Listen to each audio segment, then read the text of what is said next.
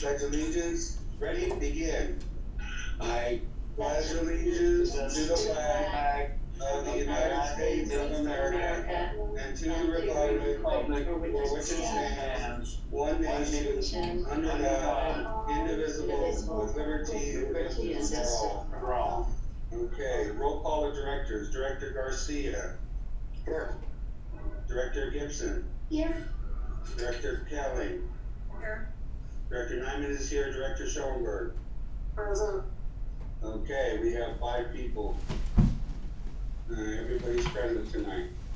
Okay, discussion, vote, adjust agenda if necessary.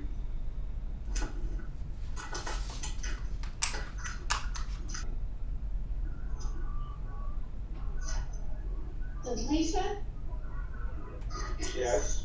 do we need to table the discussion vote on the proposed budget until we finish our ad hoc? No, we're going to talk about it, we're just not gonna vote on it yet.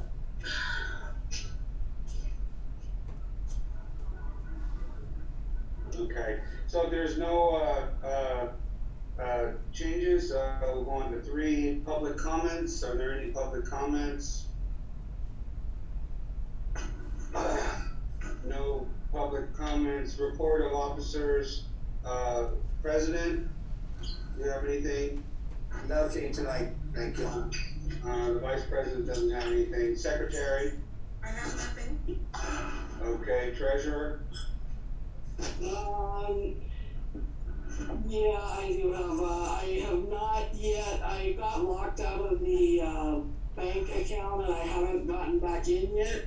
So I need to, work on that, and, so I have not transferred the 150,000 or the, emergency, reserve of 50,000 that we talked about at the last meeting. Okay. JPI, is that it? Sorry. I believe that's it, yes. Okay. JPI representative? Oh, nothing. Okay.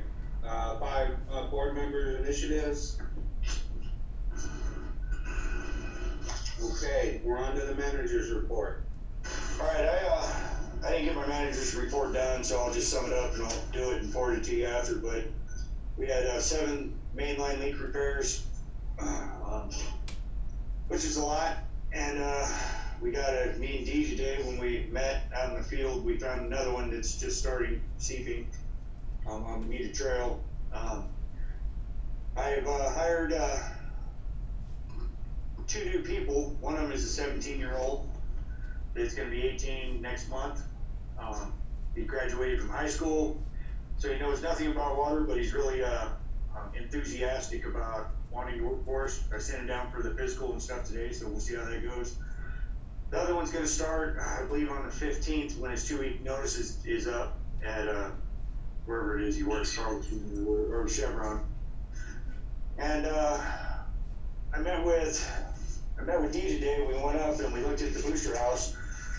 I was trying to get him to give me some ballpark figure for what it was going to cost for our CIP. He said he would rather not do that. We need to do some investigating view on what it's going to take to replace that. He did give me some free advice on a couple of the trails that we have to do work on. I assume we had to engineer them. He told me that we don't, with the exception of maybe just a really simple drawing. It ain't going to cost hardly anything for him to do it. Gave me a lot of free advice on what to do. And I'm going to start next week. I'm going to try to get Santana to come in and do some potholing for us on 3 different trails. One of them, Anita, we were talking about replacing it with PVC. Well, on the last leak, I found a 6-inch PVC that's not on any maps I've found. So I'm hoping that when we pothole and we do some investigation, we might be able to just tie the steel lines into the PVC and save a ton of money. But regardless, I have to get all this information for D. I got to get pressures. I have to hot tap them. I have to find out what's in the road. So I'm going to do that via Santana because he's got the experience. And then we'll be able to come up with some type of a guesstimate on what it's gonna cost for the CIP. Okay. He recommended a couple different construction companies. We would have to have them come in and do, all the tie-ins off the steel onto the PVC and all that stuff. So I'm actively working towards that, and hopefully we can get something going pretty quick on that. Okay, but I think that the issue is, Johnny, is that if we're gonna do anything with the well 5, and it's not on the agenda, so we can't really discuss it, but is the fact that we need to give some figures to the state on like these trails and on the well house. And that's what I'm trying to do. That's what I'm trying to get. But Dee said that the problem is when Dave, who means really well, when he pushes us into giving numbers, and then 7, 8 months, a year later, that is what's on the grant, and then all of a sudden it's way under bid, and that's not realistic either. So I think we need to try to get in some more information before we just start throwing numbers out there. Right, well, but we're talking about giving what we're earmarking money for that we're gonna have to spend, not grant. That's not grant money. I mean. Okay, but no, what I'm saying is but I can't do anything until I figure out what's there, because we don't know what to have them bid. That's why I'm jumping on it so fast, so I can get that information, because I can have them bid just a new C900 pipe running up there, and then we get in the road and find out we already have it, and we don't need to do that, so that's gonna make it not effective either. So he recommended for the CIP list just to get one estimate from Santana initially. Then when we go to do the work, we could reach out to a couple other contracting units, but Santana would at least probably be quicker and get us that information sooner. Right, but if it was a lot more money, I'm not concerned if it's a lot more money. Just like even because Santana wouldn't be doing the what is it, the booster pump. No, but he can't. It's such an unknown. There's so many pipes and there's so many things that are buried underground that have to be replaced. It's such an unknown that we have to get some more information. He's not comfortable at all with trying to throw something out there. I mean, we got 0 plans so far on that. It's to the point I'm gonna have his intern come in and go through the old plans in the lower office to try to find something relating to that site, which we should have one, because that tank was replaced in like 2003. So there ought to be some piping diagrams there. Then he could give us an estimate on it. But if we can't give that any information to the state, then we're screwed on being able to say, hey, we've earmarked a lot of this money that's for our emergency fund. Well, it's not the state, it's the USDA, and then we have a little bit longer than what the impression is from the emails coming from self-help. And he said, I'm just telling you what the engineer says. He said, look, I could probably throw some kind of number at you, but it's not going to be a realistic number. And for the USDA to believe it, they have to know that we're telling the truth by giving an accurate estimate to them for what it's going to cost for that site. So I'm moving exceptionally fast, trying to get it done, trying to get the information for him. But it's just complicated. Maybe if you have some free time, maybe you can even come in and help me go through some maps, because if we find that map of when the tank was installed, then Dee would be able to give an estimate quicker. But there's just countless maps that we got to try to go through. Okay. All right, I'll see what I can do. Cool. And that's all I got for my report. Okay, is it the administrative assistance report? Do you have anything, Tiffany? Hi, I do. Let me get out my lists. Kern County, it came out to about $6,000 for the standby fees and about Breaking up, I can't hear you. Okay, I'll try it again. It's the office Wi-Fi, I think.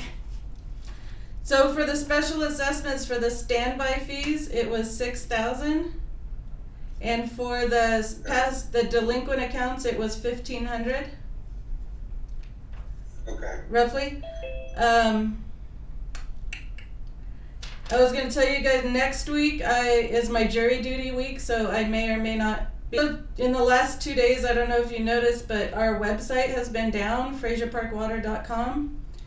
I was on the phone and talking to Streamline all afternoon, and we figured out what happened. I guess eSolutions used to handle both our DNS and our domain name and our hosting, and somehow the domain name got switched off to the companies that took over. It made about 2 different switches, but the ones with our DNS setting did not. And eSolutions is closed now, and that part of our account went missing and got closed out. But luckily, Streamline is really good at working with us. They do it for free. They just help us out. So they were able to get us onto a new, I don't even know what it's called, but they got our stuff transferred. So they did get our website back up. As you can tell, if you go on there now, it just switches over to our special district site. But at least it's up and running because we needed people to be able to make payments over the weekend as it gets close to the 20th. And So which site? So it's on our old site?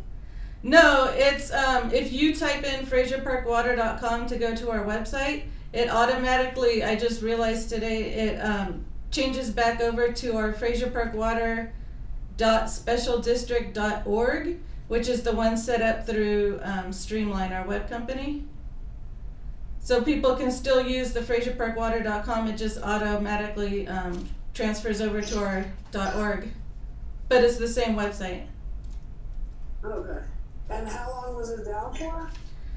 Johnny noticed it yesterday, and it maybe went back up about 5:45 this evening. Okay. So 2 days that we know of. And then finally, I wasn't able to do it for this meeting, but we're going to try out for the planning meeting a new capability to stream our meetings directly to YouTube from Zoom. So instead of watching the camera watch the TV, which watches Zoom, Zoom will go directly to YouTube, so it should be a lot cleaner. And if that works out, we'll continue to do it that way. It's just this was set up as a Zoom meeting, and in order to do that, I would have had to set it up as a Zoom webinar. So for next meeting, I'll be able to try that out, and it should look a lot better on the streaming site. And that's it for my report. Okay, thank you, Tiffany. Okay, 7, ad hoc committee reports. There hasn't been any meeting of local water companies that I know of, nothing with Sigma. We haven't done anything with the depreciation assets. What is project committee?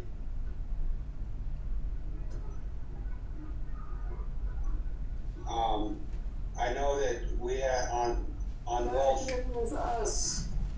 that's Funding all the different projects.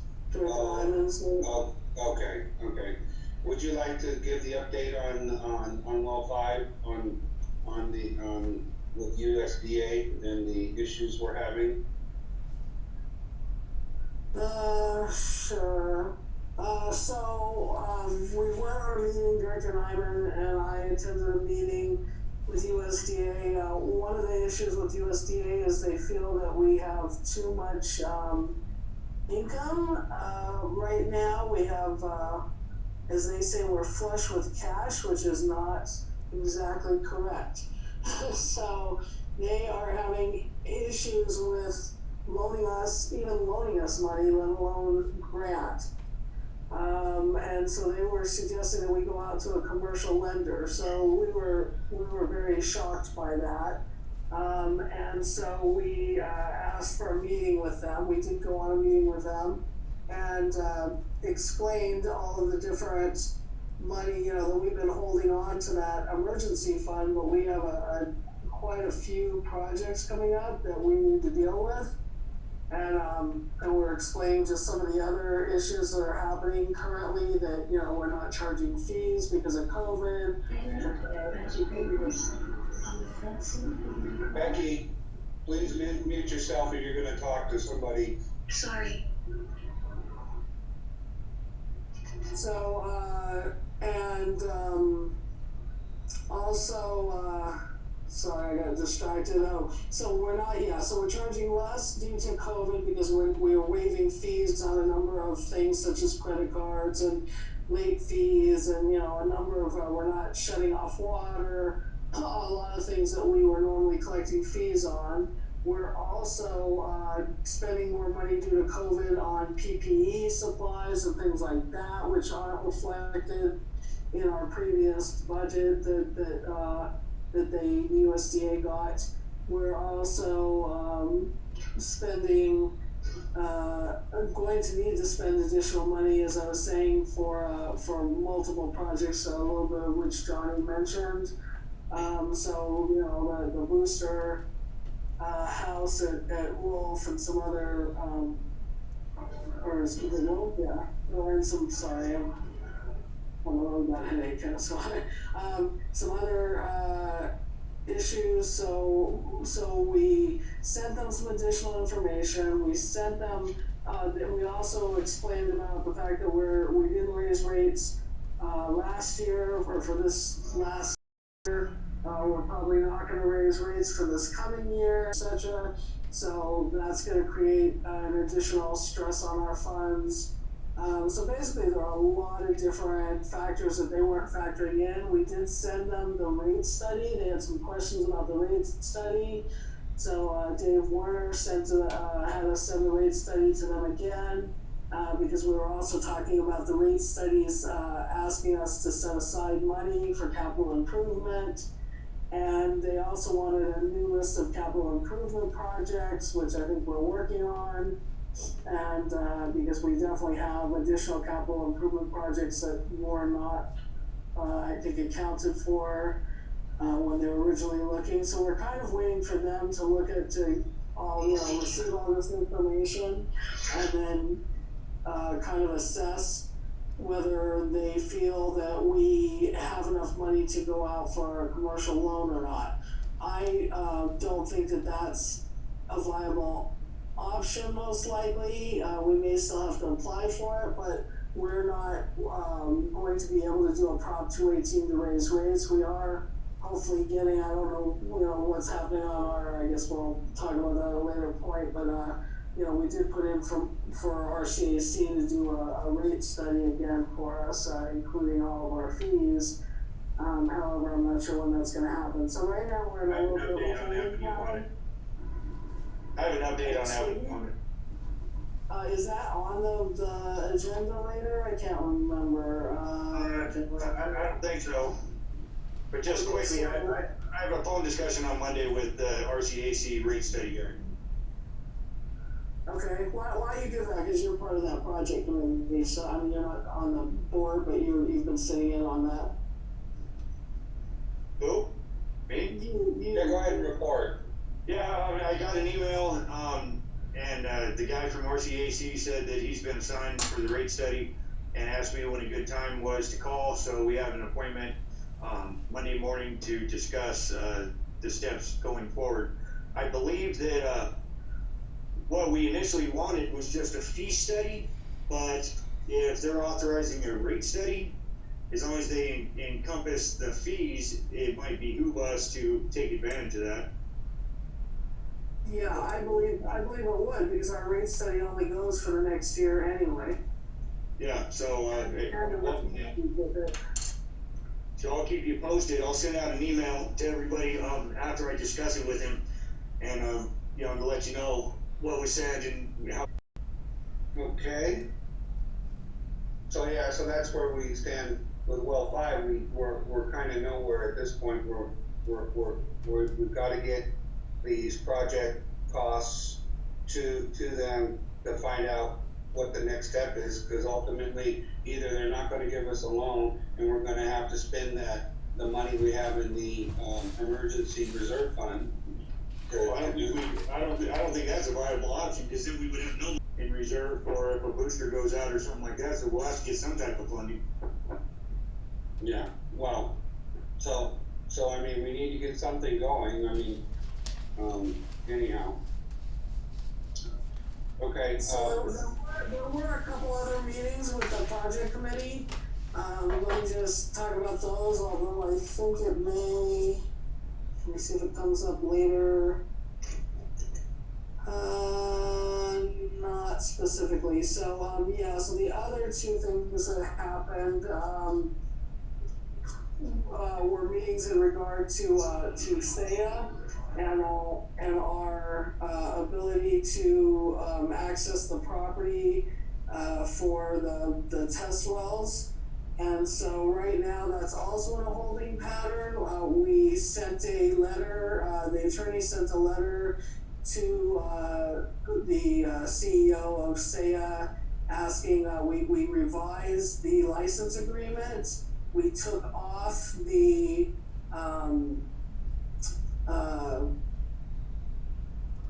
we had the buyer on there and the seller, so we had SEA and the prospective new buyer. I think there may be some issues with the prospective new buyer and whether they're actually, gonna go through escrow or not. So that might have been creating problems for that license agreement to be signed. So we removed the prospective buyer from the license agreement. We sent a new letter to the CEO of SEA in conjunction with a new license agreement, and we asked that be signed by the 13th, which is this coming Monday. I believe it's the 13th. So we're waiting on that, and at that point, if we don't have a signature, then we will need to talk about some additional possibilities that we may need to do. But for now, that's what we're waiting on, and we're hoping that solved the issues with SEA, because they may have been in regard to this buyer. So we're just waiting for a reply from their CEO. And I think that's all for the project committees. Okay, the last one is budget committee. So I'm on that as well. We met multiple times. We met, I guess I should be like doing this so you guys can actually see me, but I have to hold my phone. We met both yesterday for a short time. We met today for a short time. And we did not get all the way through the budget. We are going over it line item by line item. We found some items that, and that'll come up under our, we have a line item for that later on in the agenda. Director Gibson is on that committee as well, so Director Gibson has been meeting with us. And Can I chime in here? Sure. The reason we only met yesterday is because that's when we finally got the budget from Linda. Right, we As soon as we got it, we started working. Correct, so we have not been putting that off as a committee. We've been on the ball. We just were waiting to get numbers. And then actually the first numbers we got yesterday were still a problem because they weren't the final year end. So now we have the final year end numbers as well. And with those, we were able to go through today. We've projected all of our costs for all of our income so far, the proposed income, and we're about maybe a quarter of the way through the expenses.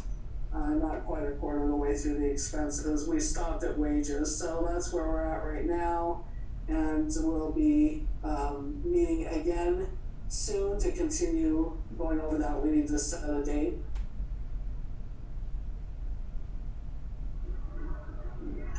That's all.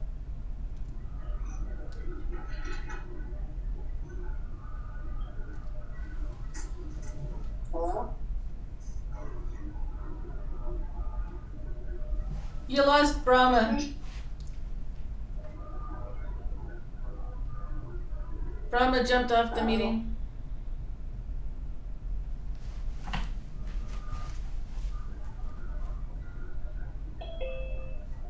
Oh, here he comes.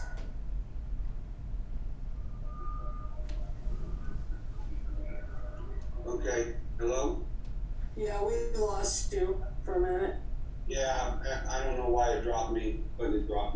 Sorry about that.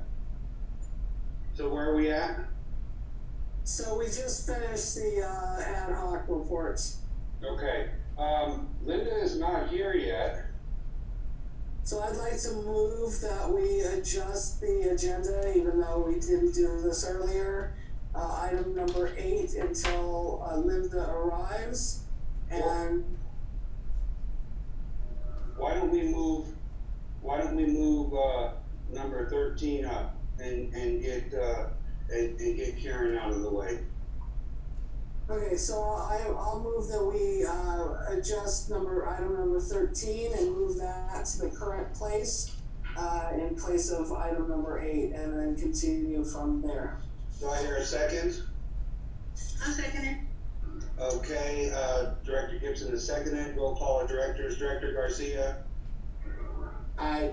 Director Gibson, Aye.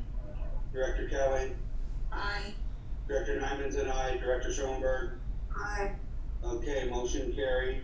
Okay, we're on to, discussion, vote on retaining hiring as Associates Human Resource, Consultant, a quote for ongoing supportive services. So I know I had a couple of questions on this, and Director Schoenberg, and I wanted to maybe see if we could break it up into sections, but I think some of my questions are already answered. I do have a question on the third part. So on the first part of the contract, I'm basically okay, but I do have a question. So that's the portion talking about just signing a contract for ongoing, I think it's called macro, what is it called? Micro ongoing support services. So my one question for that, and it actually involves the handbook too, if I could ask that. Go ahead, Director Schoenberg. Okay, thank you, Karen. So my one question is that if we, I noticed that there are charges for, if you're driving up here and, it says that we have a quarterly time that you can come and discuss things, but there are charges for gas, there are charges for time in terms of driving back and forth.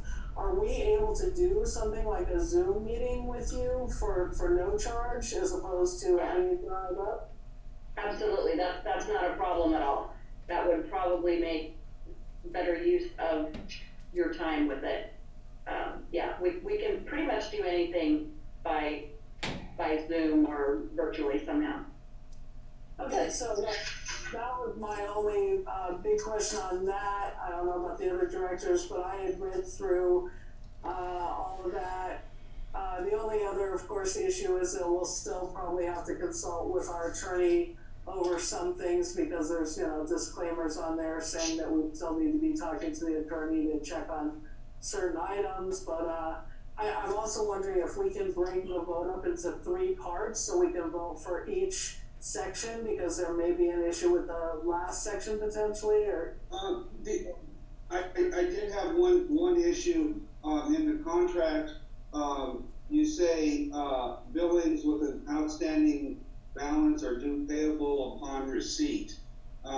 We basically need at least 30 days because once you do the invoice and you send it to us, then it has to be brought before the board and we approve it and pay it. Right. So that's basically once a month, there's a possibility of being able to do it twice a month, but once a month to get that billing in there. So when it says upon receipt, there's gonna be a lag in time. That's not a problem at all. We really, because I'm the one that actually does the calling on, missed invoices, and I don't even start doing that until they're 60 days. Okay. So, yeah. Okay. Because as soon as we get it, we process it, and Sure. and then come before the board, which, when we do our financials, and then we approve paying it, and then we send it out, so, That wouldn't affect anything at all. okay. Is that something that you would be willing to amend on the, contract, or? Yeah, if you wanna have that in writing, absolutely. Because I think we can vote on it tonight, but we think without amendment, if you're willing. Does 60 days work if I amend it to 60 days? Yes, it works perfectly. Yeah, that's an easy fix. Because we won't take the 60 days, basically, once we get the invoice, we process it, and it comes before the board for approval, and the night we approve it is when we do the check, and we send it out, so, Okay, yeah, I can make that adjustment. okay. Okay, Can so. I ask a question? Yes, Director Gibson. I had a question about this unlimited Greek human resources consulting, where the employee can call in and talk to somebody, and if it's less than 30 minutes, there's no charge, but if it goes over that, there is a charge.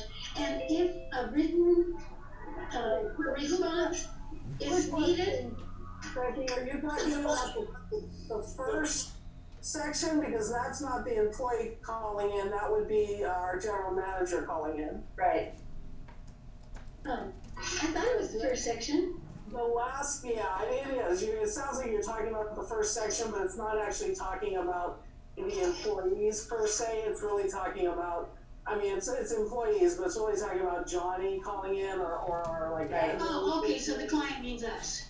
Right, or us, I think we can also call it the board, is that correct? Yeah, so we'll have to name that, but it's where the actual place call in is the third section, which is the employee hotline services. Yeah, I would like to throw out there real quick that, we haven't even signed an agreement, and twice I reached out to Karen for advice, and she, very, graciously gave me advice both times, and we haven't even signed an agreement yet, so I'm already using her services. Okay. We won't leave you hanging. I'm sorry, I cut you off, Director Gibson, so you wanna finish that question? So I was wondering if, so he's already made a couple calls. Is there any way that we could be informed about when those calls were made? I mean, maybe we wouldn't require a written response, but shouldn't we be in the loop, or no? Now, are you talking about when Johnny calls in, or when the employees call in on the hotline? Well, actually both, I guess. Okay. Now, typically when the client calls in, when it's the ongoing support service, it's whoever you decide is able to call us with questions about, the employees or HR issues, and that would either be, Johnny or somebody on the board. Now, typically we don't do a written response if it's not necessary. We write everything. If it's a phone call, we have record of conversation. If it's an email, we do respond in an email. If you want somebody always CC'd on those things, that's fine. That's up to you. We can do that. Well, that would be free and easy, right? Yes. Okay. But then as far as the hotline, when the employees call in, it's typically we would send you a quarterly report that's very generic, because the reason for that hotline is third party, and it can be anonymous if they wish it to. Exactly, okay. Right. Yeah, so we would really generalize that report unless it's something that we legally have to report to you, like a harassment or discrimination or hostile work environment issue. Then we would call and contact you guys right away and let you know. And at that time, we let the employees know that we are not able to keep those confidential. But otherwise, if they call in with a little complaint, or they're angry at their supervisor or something like that, we help them through it unless we absolutely need to involve someone else. Okay, And thank you. if I might interject there, the board receiving notification every time I ask a question, I don't know how necessary that is. Most of the questions are very mundane. Like the last one was, can I hire a 17-year-old that's a month away from his 18th birthday without a work permit? So the majority of it is not contentious or litigious questions. It's just a matter of how to do things correctly. And a lot of it is HR stuff, and individual board members shouldn't be party to every HR issue that may come up if it's a written warning or something. It would have to be the whole board that would be notified, not just one board member. Yeah, I mean, I was just, sometimes I'm feeling like the board isn't always informed. Not that you're not doing it, Johnny, but just, sometimes some members of the board know more than other members. Yeah, I mean, it's just an issue of I always have to juggle whether or not it's Yeah, I get it now. It's broke down to me. I was looking at it like, well, actually, I was looking at it more like, yeah, it's been explained to me and I understand now. Yeah, just and I get that and I respect that. The only part of the thing that Karen is going to help you with is even knowing what could be discussed with other people in regards to HR, because I've never had that in-depth training, so I always err on the side of caution and not say anything until I know for a fact I can share it. One of the things you could do, Johnny, that would be helpful is just sort of track, just keep a little notebook or something of your calls, just so we know how useful this is also, which I know it's going to be useful. And then you can report it in your manager's report. So if there's, specific things that we, can be informed of, then. Absolutely. And I always prefer emails if possible. So if that's a viable option, I'll save all the emails and that really helps, because then I can refer back to stuff later on when it comes up to the same topic. Yeah, that's the very best way, because then they're already providing a written response without having to charge us. So. And that works well for us too, because oftentimes I like to provide backup. For example, but when he called about the hiring the 17-year-old, then I emailed him back with a draft of a document that shows, the information that I was giving him. So email works good for us too. See, it's working already. Awesome. So my other question, which I didn't get, I just need to hear from the board, is if we can break this up into 3 separate votes. I think we need to do that. I think we should go from one. I think we should go from the first one. Hold on a second, Terry. From the first one, and then approve it. Then discuss the second one, and then approve it, and then discuss the third one. And so she knows what changes we're going to make to the contract, and if we're going to make changes, and then that way it's pretty clear. Did you have something, Director Kelly? You look at 13, it's already an ABC.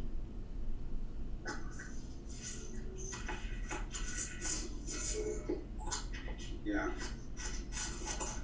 I didn't hear that. I got it already set up as ABC, so we're fine. Okay. I looked at Thank you, it. Director Kelly. Okay, so let's start with the first one, quote for ongoing support services. So that's the one that's Johnny's able to call at any time. It's $2,050 a year. The only change is she's going to make the change for the 60 days on that. I see one other change. So I'd like to move. Can I go ahead and make a motion? Well, you should discuss the change. If there's one other change, she needs to go and agree with it before you make a movement. She already did. Okay. It was the Zoom. Okay, then you can go ahead and move. Okay, so I'd like to move that we sign the contract, section A, for the quote for ongoing support services, which is for micro. I'm sorry, it's hard for me to flip through all this stuff and find my place. So it's for micro services with Pat, and I would just like to have 2 amendments included in that. One would be the amendment that we just talked about, which was the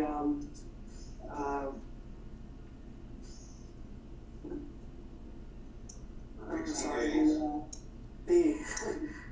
having a senior moment here. Okay, so one amendment would be for the Zoom meetings, so that we could meet that way, and the second amendment would be for the what I was talking about, which was, what was the second part, guys? 60 days. 60 days. Yeah, so 60 days I'm going. Do I hear a second? I'll second that. Okay, Director Garcia has seconded it. Roll call with directors. Director Garcia. Aye. Director Gibson. Aye. Director Kelly. Aye. Director Nyman's an aye. Director Schoenberg. Aye. Okay, motion carried, on ongoing support services, 500. Okay, now we're on to the next one, quote for employee policy handbook.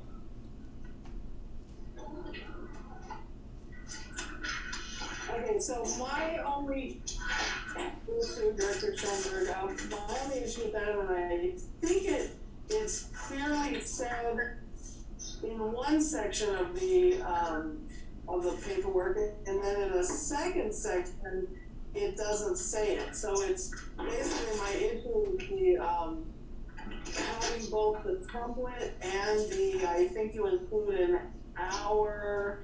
So on the very first page of the scope of work, it says, this process will be based on the use of combination of template and partially customized policies, shall include 2 meetings of up to 1 hour each. Again, we probably want to amend that for Zoom so we don't get charged for somebody coming up. And and it talks about the 2 meetings, but then further on, I believe it says template only somewhere. So I'm gonna try to find that. Yeah. So on the third dot down on the next page, page 14, it says template handbook creation services must be utilized within 6 months of the executed agreement. Okay. So it doesn't say, it just says template. So, and then it says that again, I mean, a couple of times you make reference to template, and I was just concerned about making sure that it's not just a template, that we're able to do what's on the first page. Right. The reference to that is just basically means that the proposal, if you don't sign and return the proposal or put it into effect, it expires in 6 months. Meaning that we would have to re-quote it again if you didn't put it into place. So that's all that means. Do you mind amending that to just say the proposal or something, that it doesn't say just template? Yeah. Yeah, because we have a pretty good handbook that was done by an attorney in San Diego like 3 years ago, but so I would imagine that some of that is still going to be good, and you might just have to go through it to it to be changed. Okay. So Yeah, we always like to see a current handbook if you have one so that we can compare.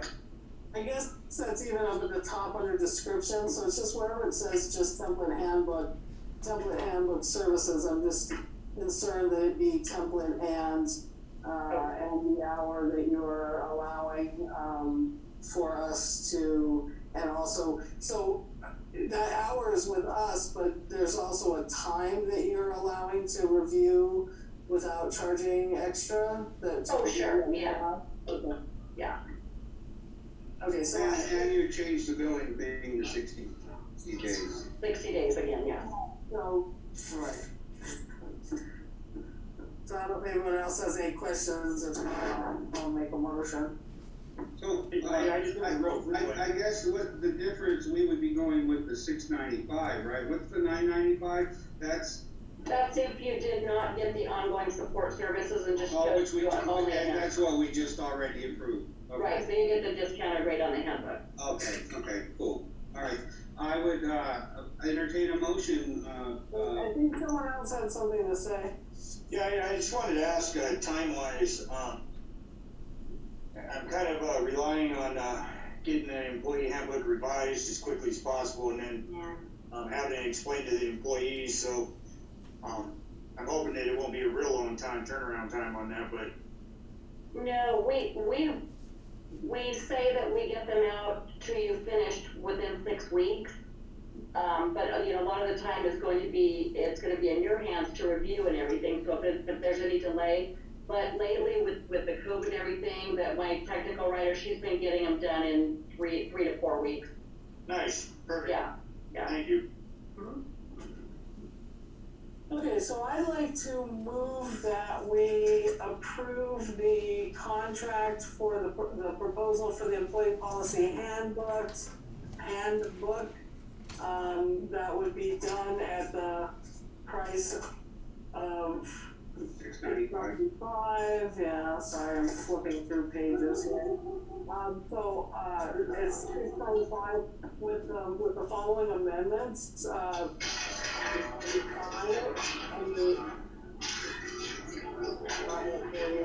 know what that is.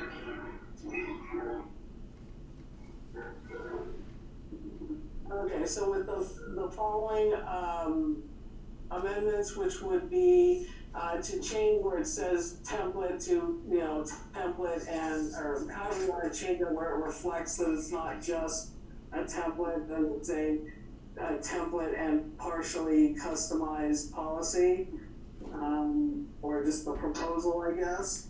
And then the amendment for the Zoom meeting, and also the amendment for the 60-day billing. Do I hear a second? I'll second that. Director Garcia has seconded. Roll call with directors. Director Garcia. Aye. Director Gibson. Aye. Director Kelly. Aye. Director Nyman's an aye. Director Schoenberg. Aye. Okay, motion carried, 5-0-0. Okay, on to employee hotline services. So, So, I know I had some questions on that. I'll find them.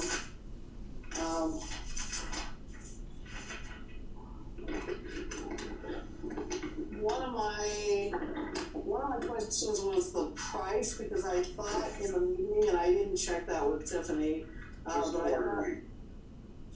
I know it's quarterly, but I thought that originally the quote was different than the $124 a month. But I don't have it in front of me, so I'm not even going to look at that. So that was my first question, and then there were some of the other amendments that were possibly an issue, like the travel time, and I also had a question about if the employee was requesting, issues with somebody coming up, or in other words, how do we not add additional money to that if the employee is requesting something? Good question. Yeah, that is a good question, and basically, we wouldn't do anything elaborate. I mean, basically what it usually ends up just being some phone calls. Occasionally, depending on what it is, we have had situations where we might need to come in and do a conflict resolution, and then we would get that approved first. We wouldn't just move on adding, additional costs like that without getting an approval first. It's not like the employees could just call the shots and say, come up here and meet with me or anything like that. Okay. And I think my other question in regards to that was if, I'm concerned we might not be using it that much, because the employees that probably were going to call you have now, a couple of them have left the company, and now we're going to have brand new employees. They're probably just going to be overwhelmed with just trying to get the employee handbook read and that sort of stuff, and just learning, what we do as a company. So I don't know if it's less expensive to not do it as a contract initially, and then just kind of see how it goes, or if it's I'm just kind of asking if there's some other options that we can consider, because we and also we have one less employee. Wait, do we have one less employee? We have how many employees do we have now? 1, 2. We have 7 now, technically. One is out on medical. 6, right? 7. We have 1 out on medical, but he still counts.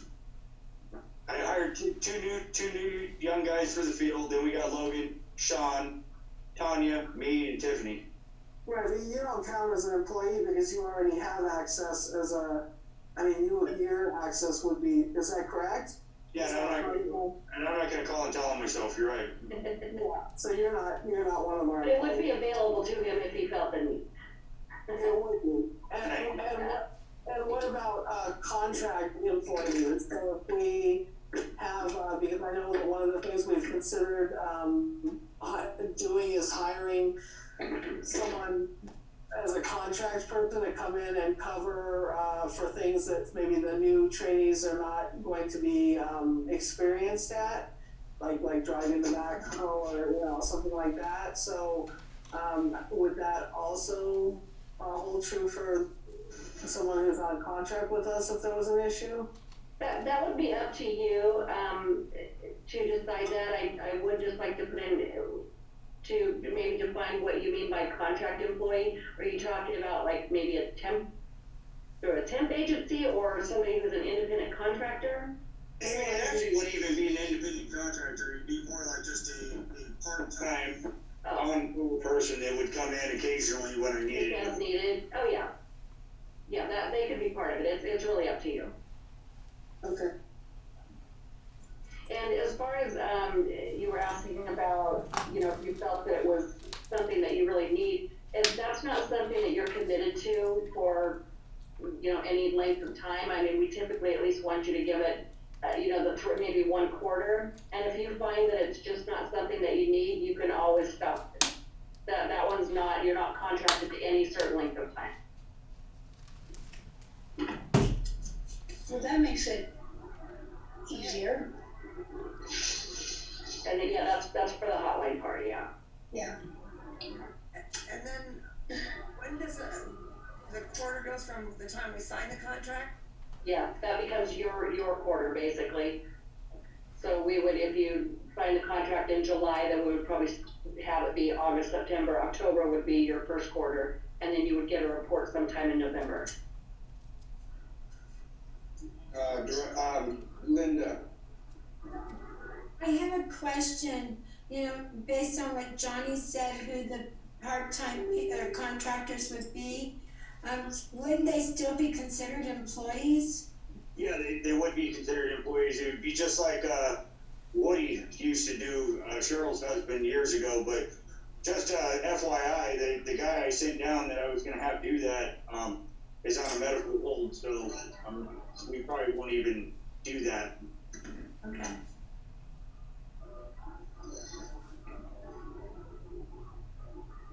Okay. So Director Schoenberg, I'd entertain a motion. No, hold on, I'm reading through one more thing. Okay, Sorry. no problem. And you'll probably want us to add the 60 days to that as well. Yeah, so we'd want the Zoom, I guess, no, we wouldn't want Zoom added to that, but we would want, I guess we would if it was something where you were trying to talk to just that particular person as opposed to having to come up, virtually. So I guess we wouldn't want that added for the employee themselves. We would definitely want the 60-day billing added. So is that billed, that's just billed monthly? No, quarterly. Quarterly. Yeah, so we would want the 60-day for the quarterly, and, let's see. And then is it? Well, it's 3 months is quarterly is 3 months, is 3 months. 3 months. So you're talking 3 times $127.50, Director Kelly.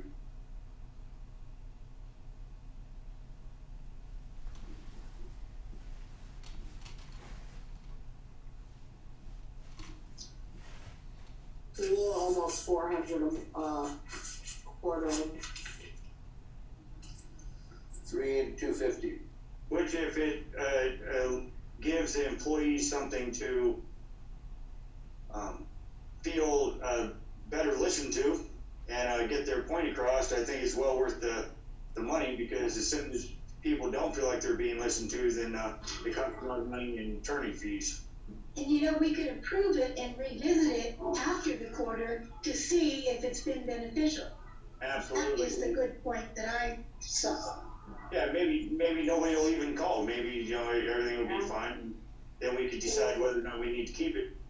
And we would know that based on, we're obviously not gonna know names of who called, but we would know how many people called, who was utilizing it in your quarterly report. Right, we would tell you how many calls we received and what the general nature of the call. We break it up into, I don't know, 6 or 8 categories. So they could even call, and again, I didn't see, how long is it? Is it a under a half-hour call again? I didn't see that part. Yeah, typically, it's basically the call is the call. Yeah. Okay. If it had to turn into something else, then we would, you know, get your permission, you know, if it turned into something that was gonna potentially cost money. Okay, and they would potentially be able to ask questions about the employee handbook also if they didn't understand something. So basically, if for some reason they didn't have our general manager available, they could freely call in to ask if they're, you know, to ask questions they might have, correct? Right, and that's actually a lot of the calls that we get are just that they maybe don't understand the policies, and so we lead them back to the handbook or, you know, back to, you know, let them know about, you know, any state or federal laws that maybe they're not aware of. And it's just kind of a little bit of an insurance policy for you guys, and it's a benefit to the employees to have that. So that we can try to stop things before they go further, like you said, Before anything escalates. or the labor commissioner or things like that, yeah. So we have to have a special meeting and we have to pay $500 for all the board members there, right? Yeah, Yeah, and we would also let them know if there was some law or anything that was changing, if they had a question about that. So I know we had something that we actually didn't do correctly with cell phones, and we didn't even know about it. So yeah. that would be helpful for that too. They would have someone to call in and ask questions. So, okay, that answers my questions. So I would entertain a motion. Anyone else want to do this, or you want me to do it? Go ahead, Director Schoenberg. Okay, I'd like to move that we approve the proposal for employee hotline services, billed quarterly at $127.50 a month, with the amendments that we had talked about previously. The other contracts, which is the 60-day billing, the possibility of Zoom rather than someone coming up to meet with them, and the I had one other question actually quickly. So is this only if there's 6 employees? So does it matter if we go to 7 or 8 or 10 or? We reassess that every quarter, and if your employee count changes, we change the price accordingly. Sounds reasonable. Yeah. Okay. Okay, so I don't think we need to. I guess you could put that line in there as well, since I didn't see it in here. And I guess that would be it. Do I hear a second? I'll second it. Director Gibson has seconded it. Roll call of directors. Director Garcia. Aye. Director Gibson. Aye. Director Kelly. Aye. Director Nyman's an aye. Director Schoenberg. Aye. Motion carried 500. Okay. One more quick question. So if for some reason our general manager is like really busy and not, the employees all have access to your training tapes as well, or is it just through general manager? Oh no, if you have something that you wanted us to provide you would just let us know and we could send it over. Okay, great. That's for anybody. Perfect. Okay. Well, thank you, Karen. You guys We look very forward much. to working with you, and Yeah. I'm sure it'll be fruitful. Great. I look forward to it. Okay, let's move on to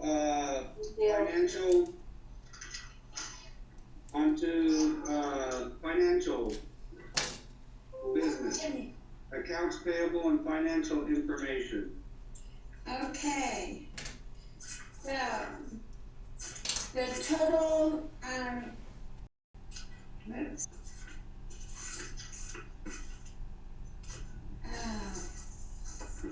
Page one?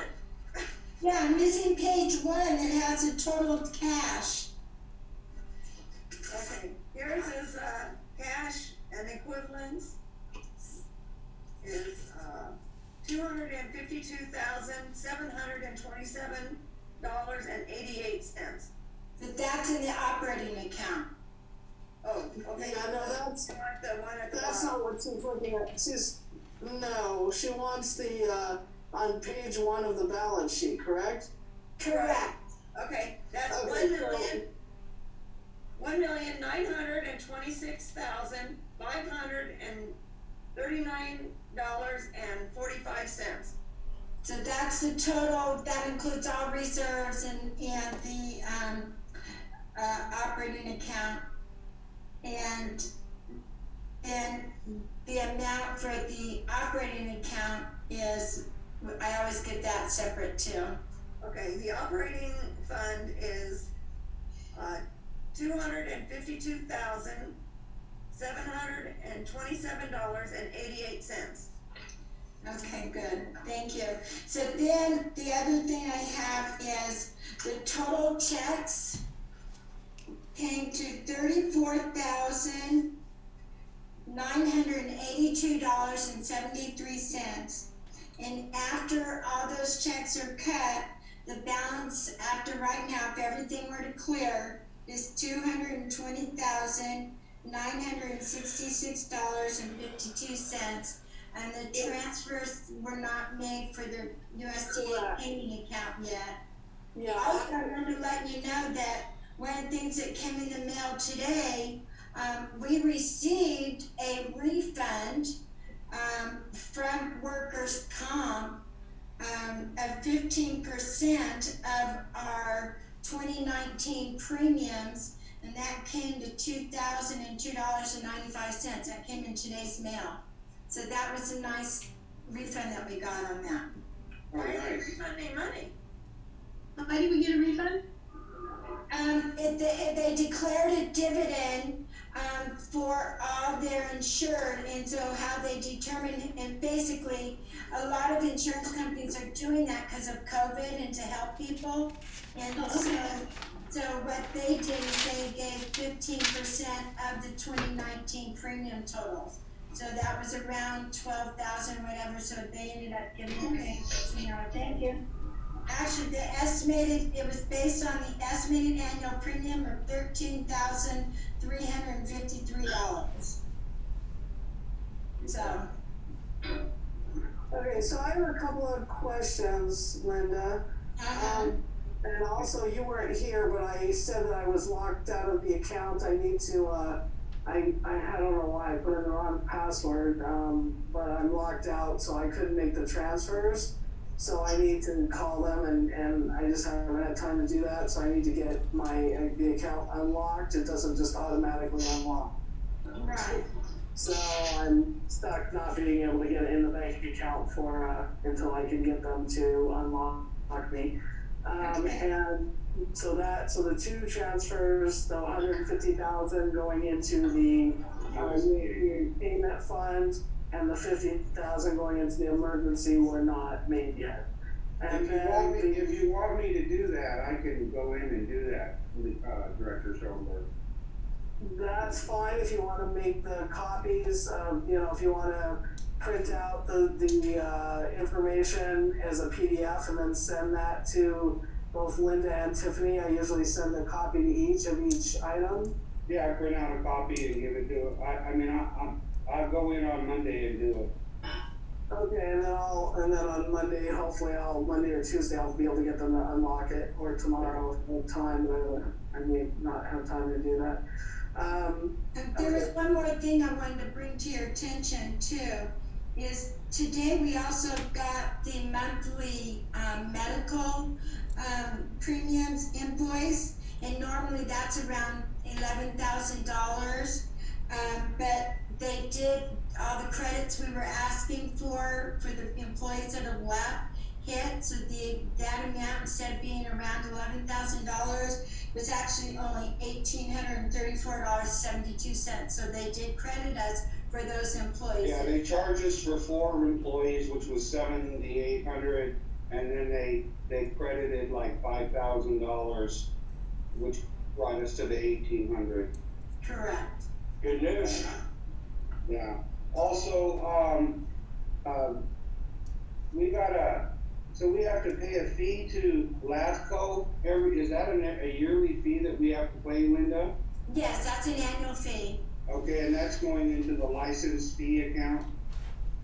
Yes. Yeah, because I noticed that a lot of stuff when George and I were going over the checks earlier, a lot of stuff is not earmarked where it goes, and I just want to start kind of writing somewhere on it and earmarking everything so that if we need to backtrack and find out, what account it went into, we can figure it out easily. All of that is on the detailed general ledger report. It's on the check detail. There's not enough room to put it all on there. We only have limited space on the checks. Yeah, no, I didn't want it on the check itself, just on the other paperwork. Like usually you attach the statement or whatever.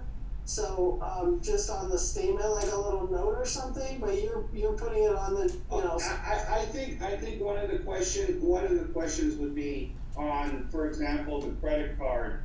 Some of those, aren't marked, so I'm hoping you're breaking that all down into a different categories. Yeah, it depends on the transaction. So if you look at all the receipts, which I attached, all the receipts are there, and most of them are self-explanatory because they're the same kind of charges we have all the time. $35, but I didn't see a receipt. That could be one. There was a couple of receipts that I have gave a note to Johnny that those were missing, but he's been so busy because of being short on help in the field. He hasn't had a chance to get to that. that. $43 one was water and Gatorade for the field workers. Okay, no problem, Johnny. We just have to have it so we can see it, I try to always be and I did have one comment, and don't take it personal. I was looking at the Amazon, and we ordered coffee, and they, for one 3-pound, they're charging you $20. That's pretty high. The reason why I ordered coffee from them was because literally I've had, well, actually it was a 2-pack. Okay. It was a 2-pack of coffee, but it was because I was working in the field. I haven't had time to do a normal. So you got 6 pounds of coffee. Well, whatever comes in those big containers. Yeah, they're 3 pounds each. Yeah. Okay, all right, that's fine, because it didn't say 2, and I didn't see it on there, and I was like, that's pricey. That's pricey. I paid $10 for Folgers at Costco, so I was, Yeah. Typically I try to go down to Sam's Club now and try to get stuff, but I just haven't had time. And one other I'd question. like to make a comment if it's okay. Sure, go ahead. I just wanted to say, one of the things that I've noticed, especially, I've been helping you guys for quite a while now, and every year I see that Johnny has been more and more diligent about how he expends things and getting the best pricing. Yeah, no, I know that. I just, when I see something, I ask a question, because it's not that I'm trying to get on anybody. I just would like to know and make sure we are doing the right thing. Yeah, sometimes I need to actually have it brought to my attention, so I. So one other question. Hold on just a second. One other question, and then I'll let you go. We bought a backflow device for Eddie's car wash. No, we bought a rubber repair kit that I will bill him for. I test the backflow, and then I will bill him for the kit as well as the hour that it takes me to put it in. Oh, okay, all right. So that that'll be put on his bill, on his water bill, and, Okay, it will get reimbursed. okay, yeah, I have a that's what I was request. curious. Director Gibson, go ahead. I was wondering, and since we're doing these Zoom meetings, and it seems like, for me, I have so much to do before the meeting, so much reading, so much stuff, it would really be beneficial, and I would like to look over the checks and the invoices. Might it be possible to get them a couple days before the meeting? You know, here's the situation, and I'll do whatever you guys want. But here's what's happened. If you recall, some of these are the timing is so tight that we were getting, because of timing alone, we were getting late fees and things like that. So, you know, what helped reduce that pot happening, then I would change it where I come in on the day of the meeting, so all the bills that come in. And in fact, today, 10 bills came in, and 3 of them were really important. They were the medical premiums, which are usually around $11,000, and the state compensation, which is they give us very short time to pay it, and also the utility, the Southern Cal Edison, which we're giving very short time to pay it. So those 3 came in today. There's actually 10, but those were the 3 important ones that the timing comes into play. The other ones, they could have waited until the next run. So that's the reason why I wait, is because of the timing. If you want, and I will tell you, it's easier for me where I can do everything at once instead of having to come in 2 or 3 times.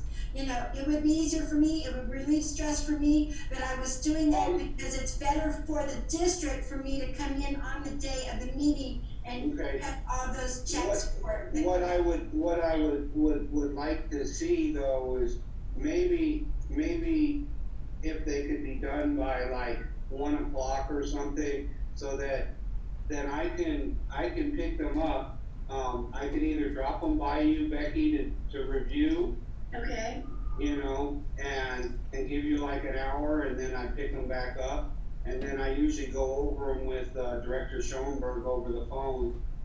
You know, I mean, so whatever. I'm just trying to understand, like, if a bill came in today, there's not enough time, even though we're doing billing twice a month now, we're doing it our second week. Not on some of them, like the utility bills, you only get 10 days. The workers' comp, you get 7 to 10 days.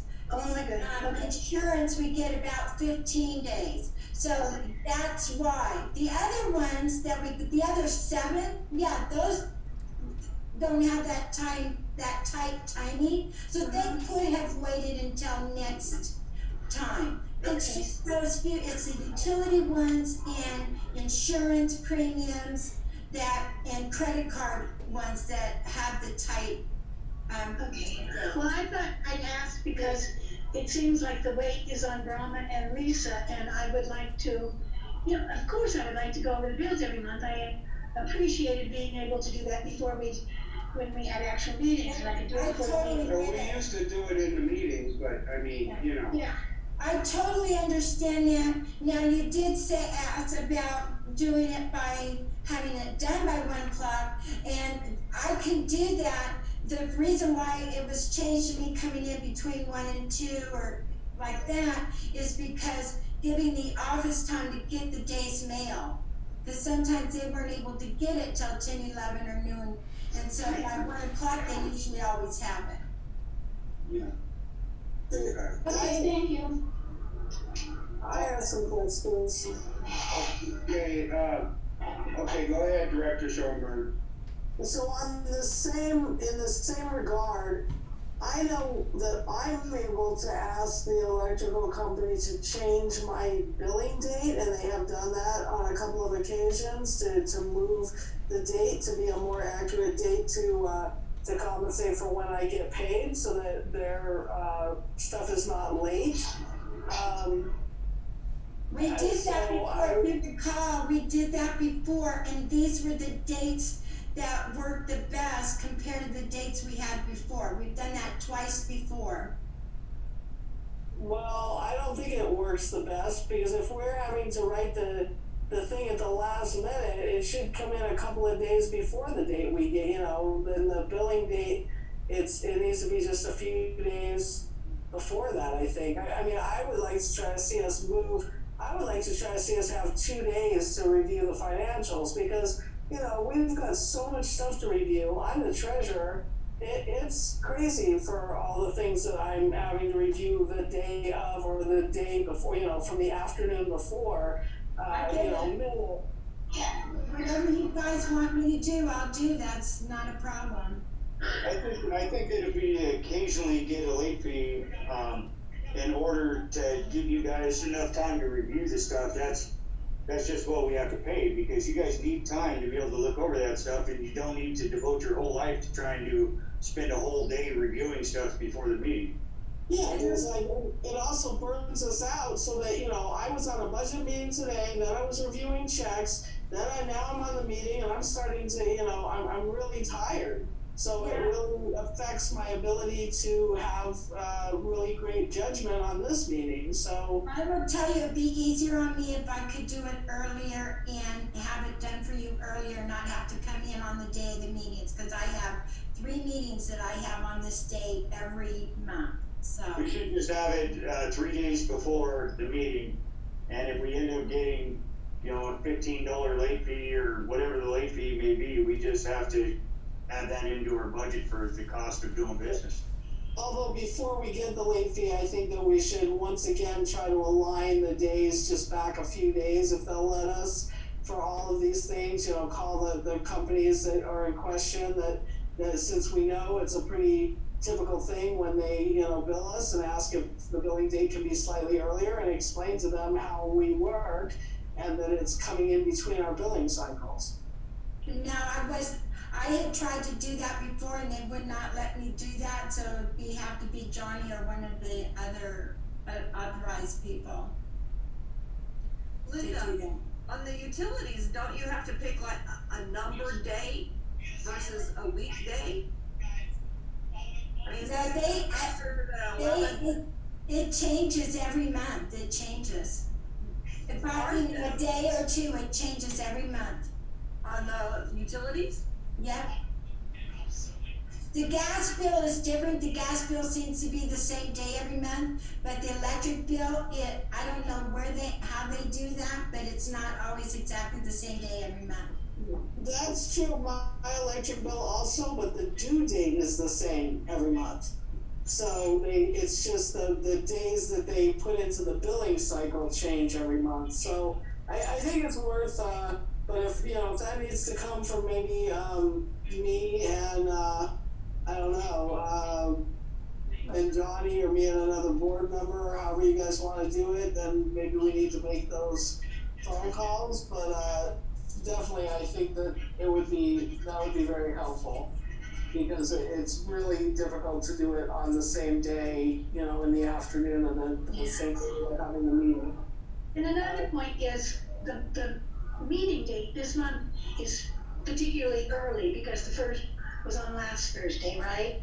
So if you got 3 bills today, normally for a meeting, we have them a couple days before the meeting. Yeah. That's true. That's true. So one other thing I wanted to bring to your attention, next month, I will be doing it over the weekend, so it's going to be like 3 days in advance, because I have to go to Florida, but I'll still be able to do the Zoom meeting.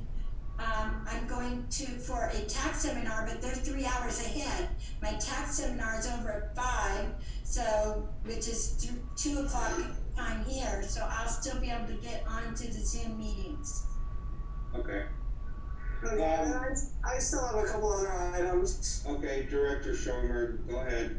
Okay, so this goes way back to what we were discussing much earlier, but the reason that I am trying to get more items written down, not on the check itself, but on the paperwork for the checks, is because we have placed some items into the wrong account numbers, and I just really want an easier way of tracking that, and I wanna make sure that Johnny, I know he's really incredibly busy right now, but I wanna make sure that Johnny's, able to do that. I know he's supposed to write something, usually the way we know that somehow it went to you first, Linda, is that if it's missing his writing on it, then we know usually that somehow it bypassed Johnny. So I just think if we're really. Normally that's because I'm cutting checks that day and he's not here. Right, so. That's what the invoices from today, he was outside the office when those invoices came in, so I had to go ahead and pay those because we wouldn't want them late. So that's why you don't see his initials on the ones that came in today. Yeah, no, I wasn't, I think the one that I'm concerned about is making sure that when the bank card one, because sometimes it's pretty extensive. I mean, you show on the check detail, it just goes into California Bank, now how do you break all those out? You have to look at the credit card section of the detailed general ledger where it shows the credit card listing and it details it out there. And then you break it out that way to like Correct. Office supplies and Correct. maintenance and okay. Right, but I meant it is a lot more than just the credit card one, though, because you weren't part of the budget committee today, but the budget ad hoc found that there were some items that needed to go into other places, or we need to go back and look to see if they went into the correct place. So I think that we really need a little bit more, diligence, or a little bit better way of doing that, so that we're sure that it's always, going in the right spot. Okay, okay. Okay, can you wait for Well, me to not cut me off on one more thing, please? Okay, go ahead, Director Schoenberg. Okay, so I wasn't quite finished with that thought, but I'll move on. My other thing that I need to ask about is the pre-planning fund. Because I need to talk to the bank already, I'm wondering if I can go ahead, we would need to, actually we need to do that on the resolution, but we have to change that on the resolution because we really need to change that fund's name. The pre-planning, we're no longer receiving money in, and we really need to probably change it over to construction, even though that doesn't exist yet. So I guess we can wait a couple months on that, but I'd like to move forward on maybe doing a resolution for that in anticipation of that fund changing over to a different fund. Okay. Just to make, before we pay our bills, just to make everybody aware, we're paying Lamont Fitz Company. We paid $2,658 for, what is the, what's the well? What's the small well that has high fluoride? Monte Vista. Okay, so that fencing costs $2,658. We have a check for $9,535, which is for not McGee, the Wolf Tank. And then we have a check for $4,508 for McGee Tank that got new fencing. So just to make all the directors aware that we're paying that. I know we had approved the fencing prior, but I just wanted people to be aware. Also, Edison, we're in peak season. The Edison bill was $5,106. So normally our bills have been around 4,000, so it's a little bit up. And luckily, a couple of years ago, or a few years ago, we were at this time of year, we were up in the $6,000 range. Yeah. $500 range. So. Yeah, but I'm just bringing it to their attention because they're not physically looking at the check register and the checks that we have. The people will review them when I come by and see Terry after the meeting to get some signatures. Anyhow, those were the ones I wanted to bring to you guys' attention. And with that, did you have something, Director Kelly? Check for the front desk as well? Check for the front desk, what do you mean? Enclosing the front desk? No, we haven't done that yet. I think that's on the agenda. Well, you guys approved that, but it hasn't been enclosed yet, so we haven't got invoice, because we haven't done it yet, so. Don't we need to approve paying our bills? Yes, that's where I was just heading before. Thank you, Bravo. So I would entertain a motion that we pay our bills. I'll move that we, pay our bills. Do I hear a second? Second. Okay, Director Gibson has seconded it. Roll call of directors, Director Garcia. Aye. Director Gibson. Aye. Director Kelly. Aye. Director Nyman's an aye. Director Schoenberg. Aye. Motion carried, 5-0-0. Okay, on to 9, discussion on vote on proposed fiscal year July 2020 to June 2021. Director Schoenberg, would you like to lead that discussion, please? Sure, so we, as I mentioned earlier in my treasurer's report, we are in the middle of looking over the budget. We do not yet have, we have not gone all the way through, so we do not yet have all the numbers for a vote. We just got all of the corrected budget information yesterday. So we went over that today with our bookkeeper, and so like I said, we've gone all the way through income, we've gone partially through expenses, where we left off at wages. We do need to get together and figure out, I don't think we necessarily need Linda, although if you want to be present for that, that'd be great, because it's always helpful to have you answer questions. But I think originally we were worried about you being present because we weren't sure about the number differences between the 6/20 date and there were some questions about the 2 dates on the 2 different proposed budgets, but what it turns out is that one was previous to June and then one was including June, so we got. No, I would love to be part of that, so it depends on my schedule, but if I don't have anything already scheduled, I'll be happy to do that. Okay, yeah, that's really helpful, and then we're able to amend the numbers right there, and so, that'll be helpful. Exactly.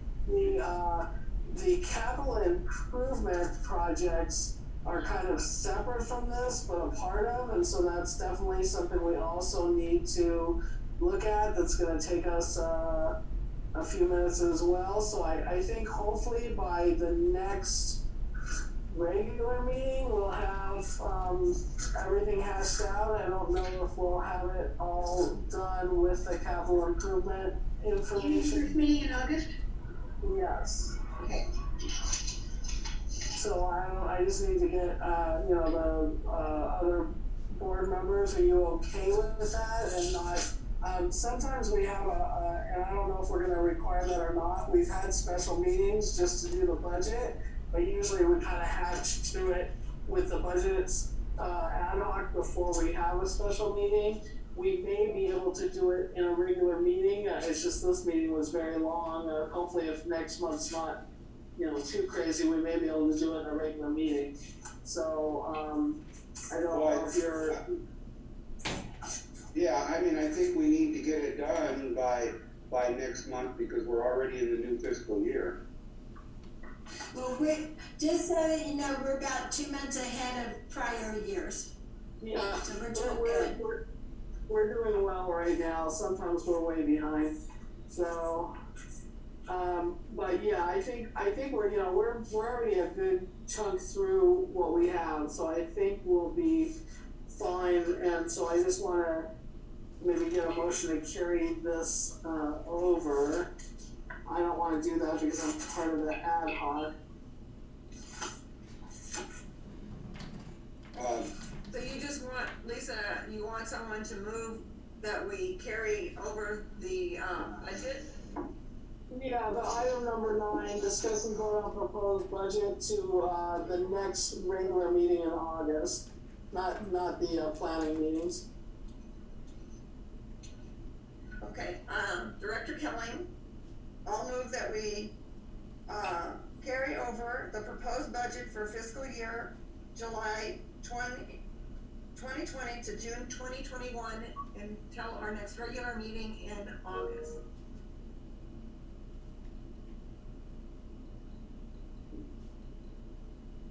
Now we need a second.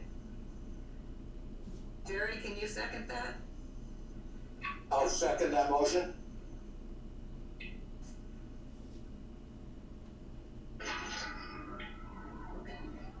Roma, are you gonna have it, call the vote?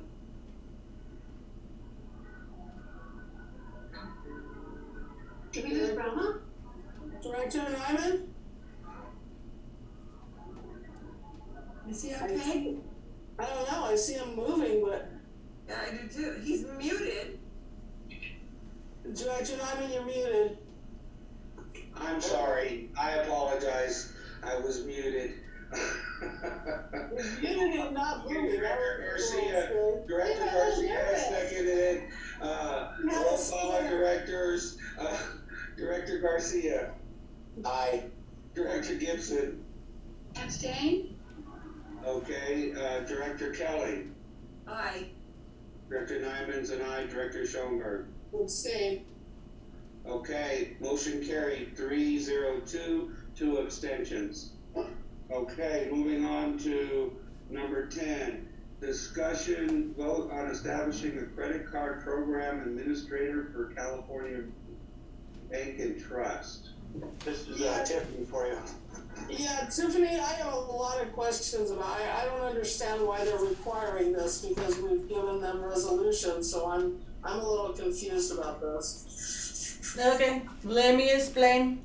So last month when the bank had the little mix-up with the credit card payments, putting my payment on Johnny's card and Johnny's payment on my card, so we had contacted Sherry from the bank to see if she could fix that. You're breaking up. I didn't hear a word you said. We need better Wi-Fi. Can you hear me yet? Is it better? Yes. That's good. Good, okay. So last month, there was a mix-up with the credit cards where the payment for Johnny's credit card went on mine and the payment from my credit card went on Johnny's. So we contacted Sherry from the bank to see if she could straighten that out. But when she contacted her uppers in California Bank and Trust, They made that mistake. yeah, well, They made that mistake. it got switched, yeah. So they went on, and the admin for the credit cards, banking part of it is still Jerry McKay. So they asked that we update that so that if we in the future need to make any changes to with the credit cards, that we have an updated admin.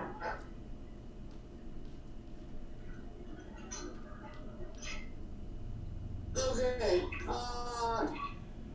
okay, so it was Jerry McKay from when he was treasurer, that was a long time ago, okay, so, I do have some issues though, because on the second part of that, the treasury management resolution, it's asking, are we a corporation, a general or limited partnership, or a limited liability company? We're none of the above. That's the next agenda item.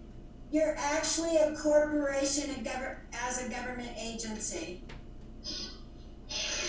No, you fall under the corporation. That's the next agenda item. This one is only that first page. Program administrator change form.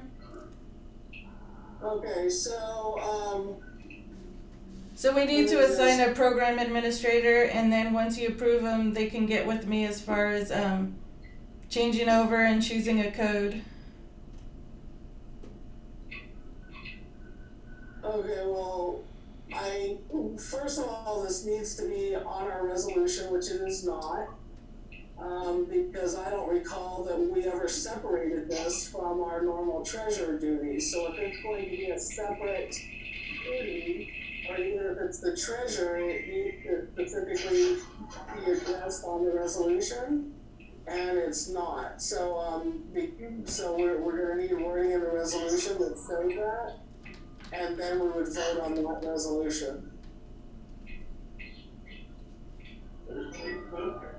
Okay, could we ask people to mute themselves if they're not talking? Because we're getting a lot of feedback. Dan, could you mute yourself, please?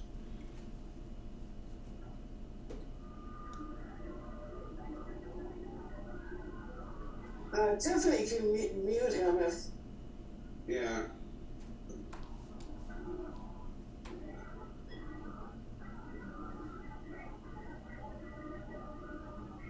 Okay, well, I mean, I personally think that this still should be a treasurer duty, because it has to do with the banking.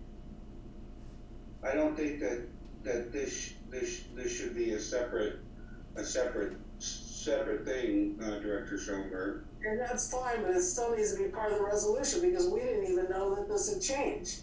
So if it's not on the resolution, 5 years from now, we'll do exactly the same thing. We'll change treasurers, and we won't have any idea that they were supposed to fill out this form. Especially if we, it's just a good thing for this to be named, just like everything else is named on the resolution. So there would be another line that said specifically who fills out, who's on the administrator change form and the second form. Okay, do you want that resolution? Yeah, you want that resolution for next August then, or the first meeting in August? Yes. Yes. Yeah, and then we just need to, always keep that on the resolution so that if for any reason, this doesn't happen again, because, we've obviously changed treasurers many times since Treasurer McKay.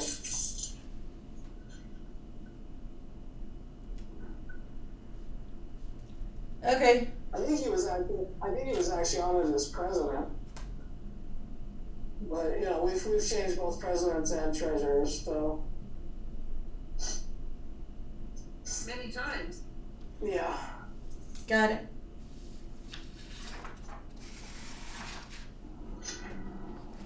Okay. Moving on to 11.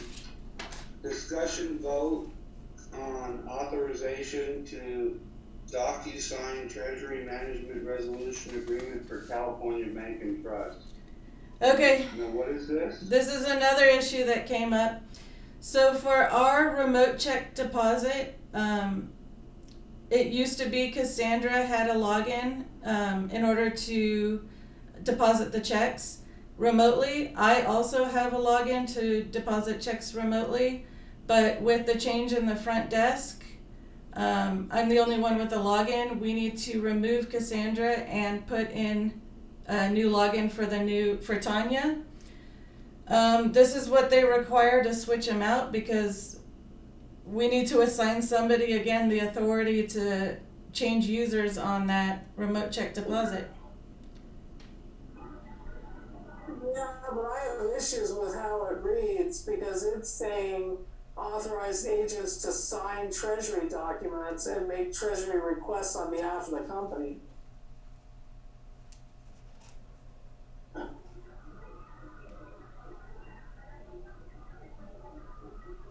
Right, then that would be I think the last time it was set up, specifically stated that they could do stop payments on checks and stuff, but I think it specified that. Yeah, this is a completely new thing.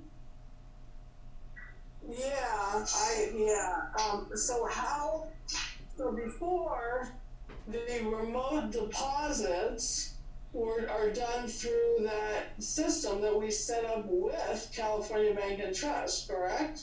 Yes. We set it up that way.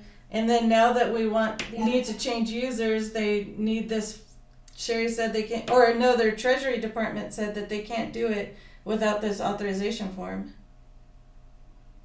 Yeah, but this authorization form is making the person doing that an authorized agent who can sign treasury documents, which we cannot do. So it's the wrong, it's not a correct authorization form, because this would have to be our treasurer. This cannot be the front desk person, because they absolutely do not have the authority to sign documents. That would not be a good check and balance.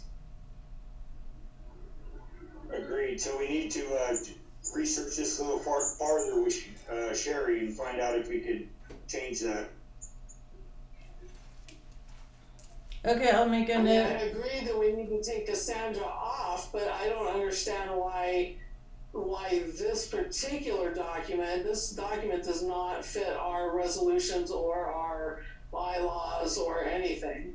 It's not, it doesn't adhere to the resolution, because on the resolution, it doesn't give authorization to sign anything. It only gives authorization to do a remote deposit, and it doesn't even actually do that. The remote deposit was happening automatically. It only gives authorization to do a stop payment and to be able to look at the banking information through the remote, but it doesn't give the right to change anything.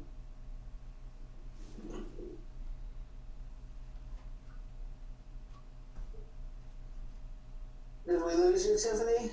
I'm making notes to talk to Sherry. Okay, so in the meantime, if I'm gone next week on jury duty, I need permission to give my password and login to somebody else, either Johnny or the front desk, so she can actually do check deposits. Well, so why can't I, so isn't that password and login what I as an admin can do on our actual banking once I can log in again, because I'm locked out right now? No, it's a completely separate system, because I can't log on the bank, but I can log into the check scanner and make a remote check deposit. And initially, where was that authorization? How was that authorization provided? We just told California Bank and Trust who the two people were who would be doing remote deposits, correct? Yeah, correct. When we signed up initially. So I think this is the wrong paperwork. I don't think that this paperwork is correct. They still need this paperwork for someone like me as treasurer, but it's not accurate paperwork for what we're trying to do, even though they say it is. Tiffany, can you find the paperwork that put you and Cassandra on the remote? I have the document. I have the contract where we initially signed up for remote check deposit, but I don't think it specifically named us, to be honest. I think they did that once we signed up. Can I ask a question? And this is a question you could probably ask Sherry, because if you look at the document, it says Treasury Management Resolution, and it says signers. So who the signers would maybe be Lisa. And then it says the next category says authorized agents. Yeah, but up above it says authorized agents can sign treasury documents, so it's not okay. And make treasury requests. Oh yeah, you're right. No, not happening.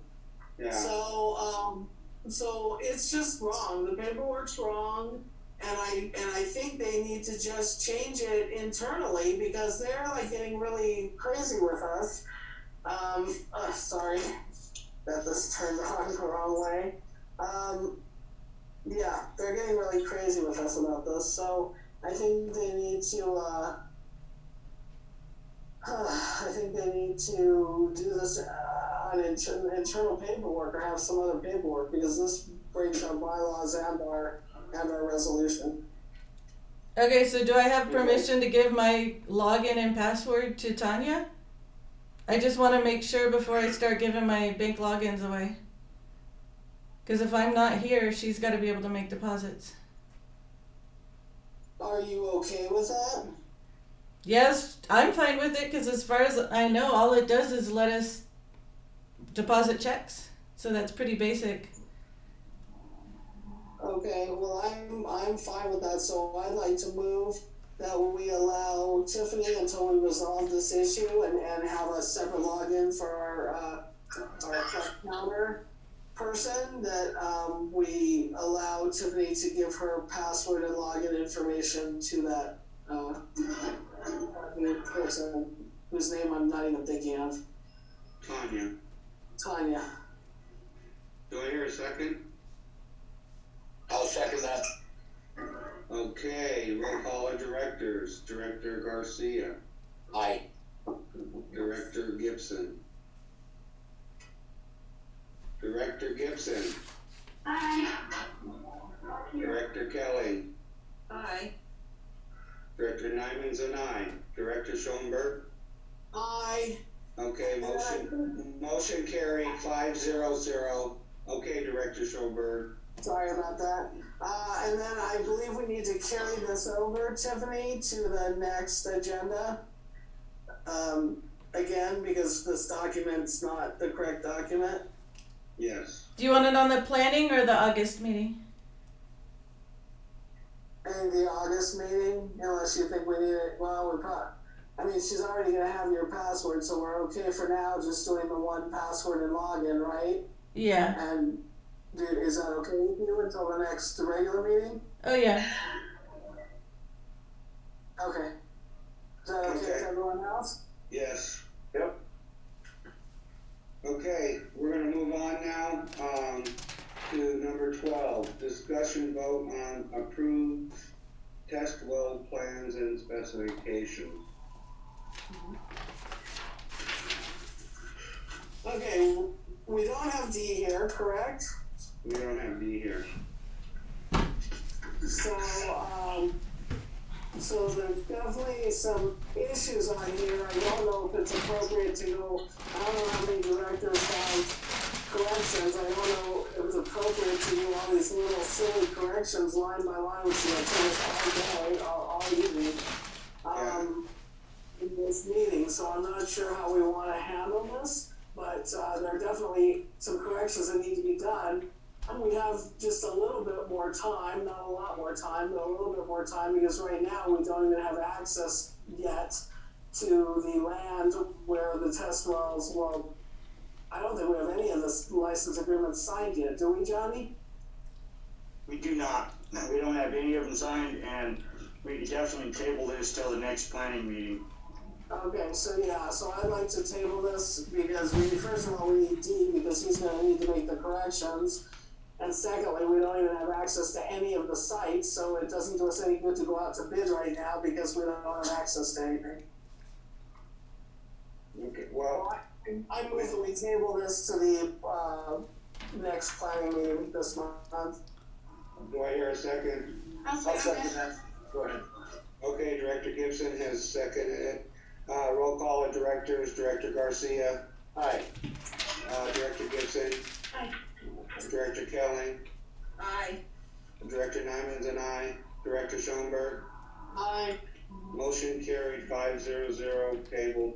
Okay, I did, can we, before we go move on, we table it, shoot. I guess I can't bring this up till I made a mistake, I should have, I can't say anything because it's tabled. What? okay. Moving on to 14. Discussion vote on replacing pipeline on the Manita Trail. Okay, I kind of touched on that earlier. I believe the last week we had, I found a PVC pipe in the road. So I gotta get Santana out, next week to pothole for me in multiple locations. And if, it turns out that I'm correct that pipe runs up that road, then we're gonna go ahead and, start accepting bids for, tying in all the meters and stuff on that trail. So I have a couple of issues, Johnny, because we never resolved all of the stuff that Santana as a company did not do on Elm Trail. I'm a little leery of having them do this work for us.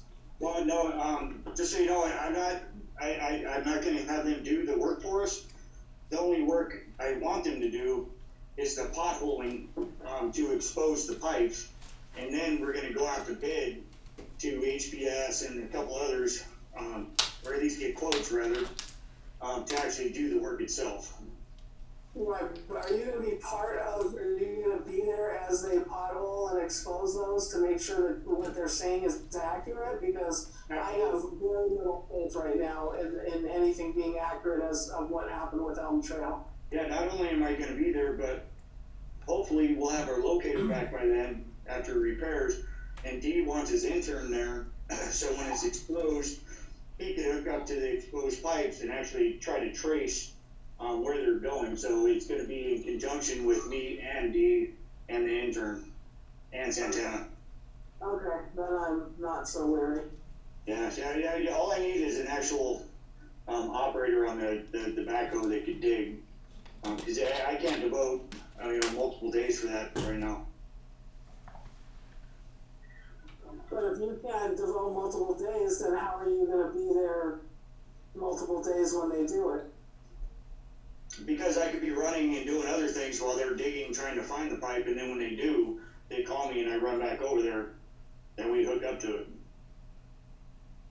Because, I mean, I'm definitely still going to be in town, and I'm going to be back and forth, but I need somebody that can dig, because sometimes it takes, 3 hours to get across the road, or 4 hours, and I got to still be running the new guys and keeping them busy and doing what they're doing and doing the stuff they can't do.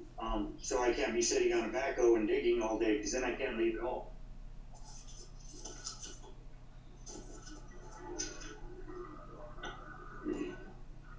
But I will probably have one of the new guys there with a shovel, so it's not like they're going to be able to just sit there and not do nothing.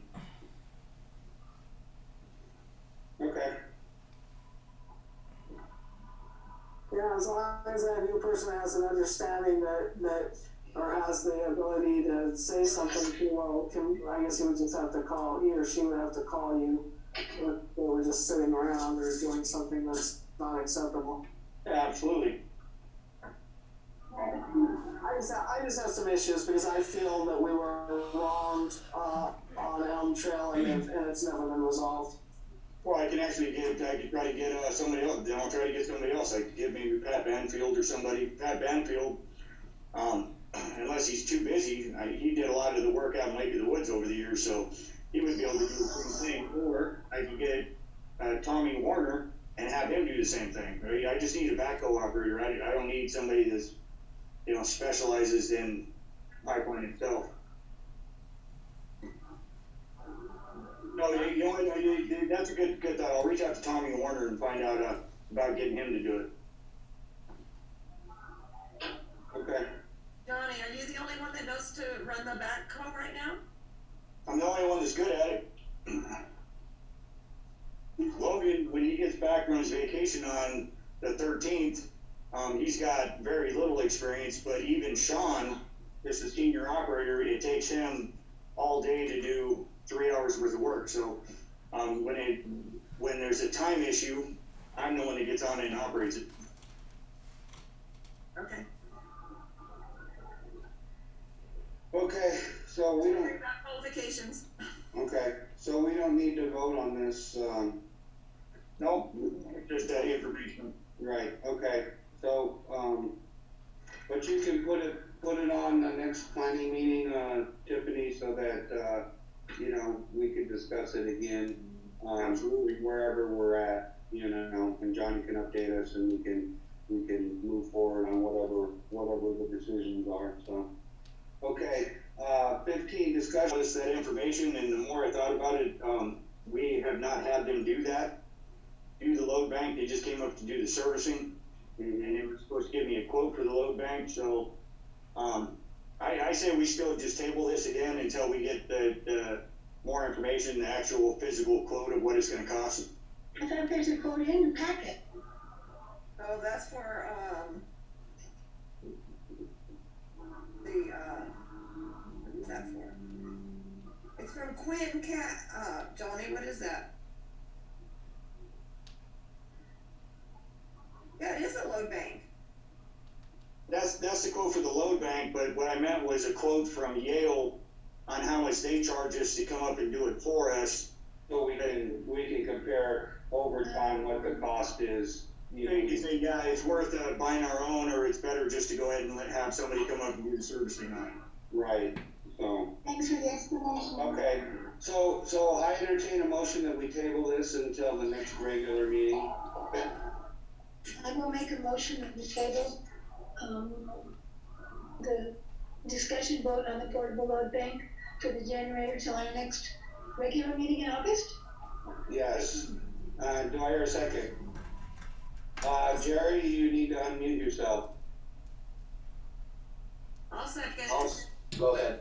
Okay, Director Kelly has seconded it. Roll call of directors, Director Garcia. Aye. Director Gibson. Aye. Director Kelly. Aye. Director Nyman is an aye. Director Schoenberg. Aye. Okay, 5-0-0, motion tabled till next meeting. Next regular meeting. 16, discussion vote on lending or renting portable generator to Krista Mutual Water Company. That's kind of the same thing where we would have to research what it costs to rent a generator, and then what it's going to cost for the employee to go down there and hook it up and unhook it and all that stuff, and then come up with a ballpark figure of what it's going to cost to rent that to Lake of the Woods. And we haven't had time to really do that unless Pam has some insight into that.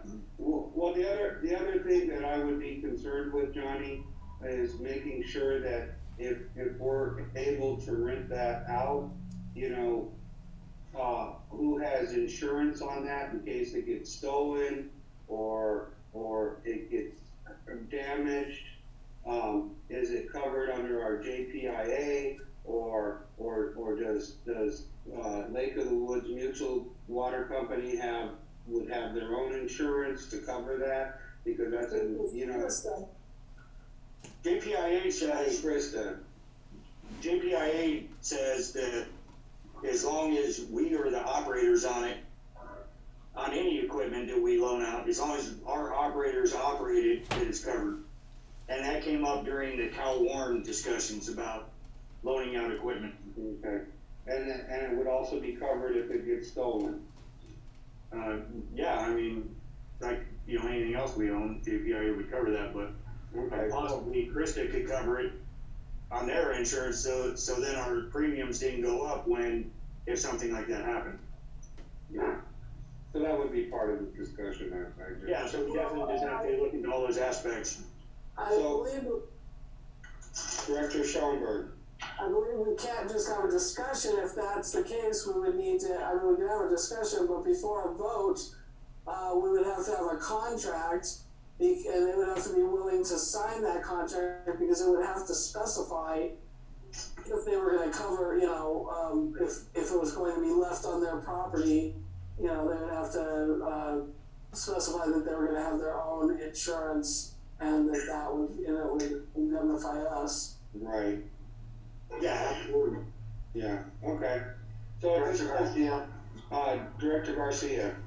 Yeah, I think we need some more information and see what we're gonna, kind of cooperation we're gonna have from Krista and what we can, what arrangements we can be made. I don't think we have that information yet. I'd like to table this to the next regular meeting, and Johnny can get some information regarding, you know, the rentals, the going rate of the rentals, plus we can work out the legalities with regards to our insurances and their insurances, and see how we could come to put together a written document that we all agree to.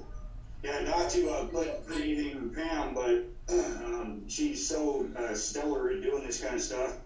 Maybe she could help with that as well, because she's had to rent the the generators before, so maybe I can work in conjunction with Pam to get some information going and some type of agreement written up.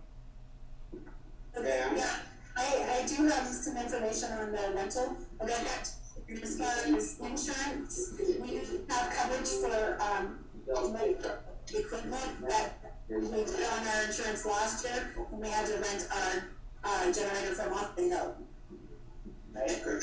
So, I get that information to Johnny. Okay, sounds good. So I would entertain a motion that we table this, until the next regular meeting. I'll make that motion. Okay, do I hear a second? I'll second I it. second that. Okay, Director Gibson is seconded. Roll call of directors. Director Garcia, Aye. Director Gibson, Aye. Director Kelly, Aye. Director Nyman's an aye. Director Schoenberg. Director Schoenberg. Did we lose her? We sure did. We did. Well, she was on another phone. She's on here once, Right. You were on here twice though. but she was on here twice. The wrong one hung up.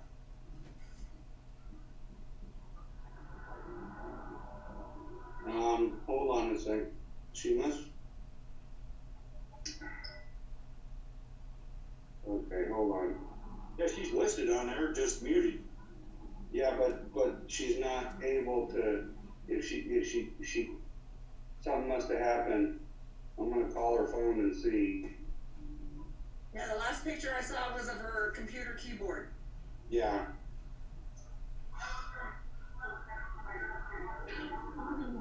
Okay. All right. We'll wait for you. She's trying to log back on.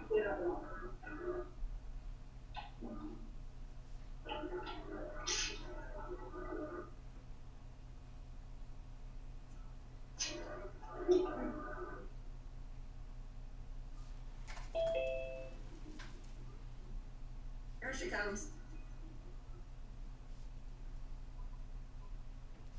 Sorry. Okay, roll call of directors, we're tabling, Director Garcia has made a motion to table, the discussion on lending on the portable generator to Christian Mutual Water Company until next regular meeting, until we get more information.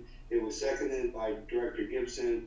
Roll call of directors again. Director Garcia. Oh, no, he's on. He's muted. Aye. Director Gibson. Aye. Director Kelly. Aye. Director Nyman is an aye, and Director Schoenberg. Aye. Aye. Okay, motion carried 5-0-0.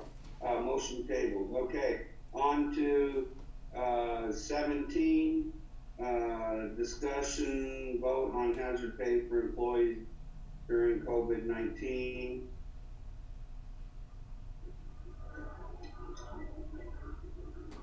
I thought we discussed this previously.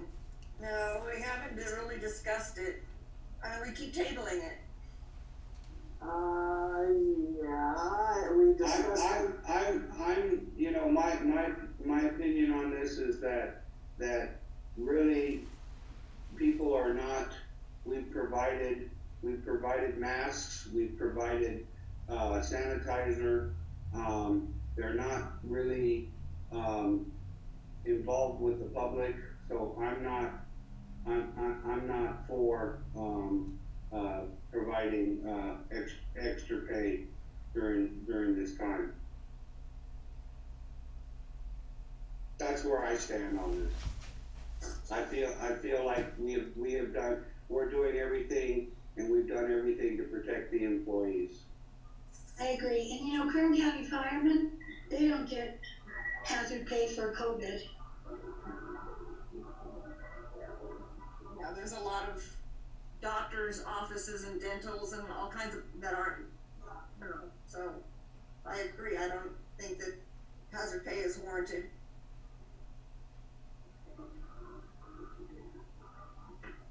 Jerry Garcia or Lisa, do you have any thoughts?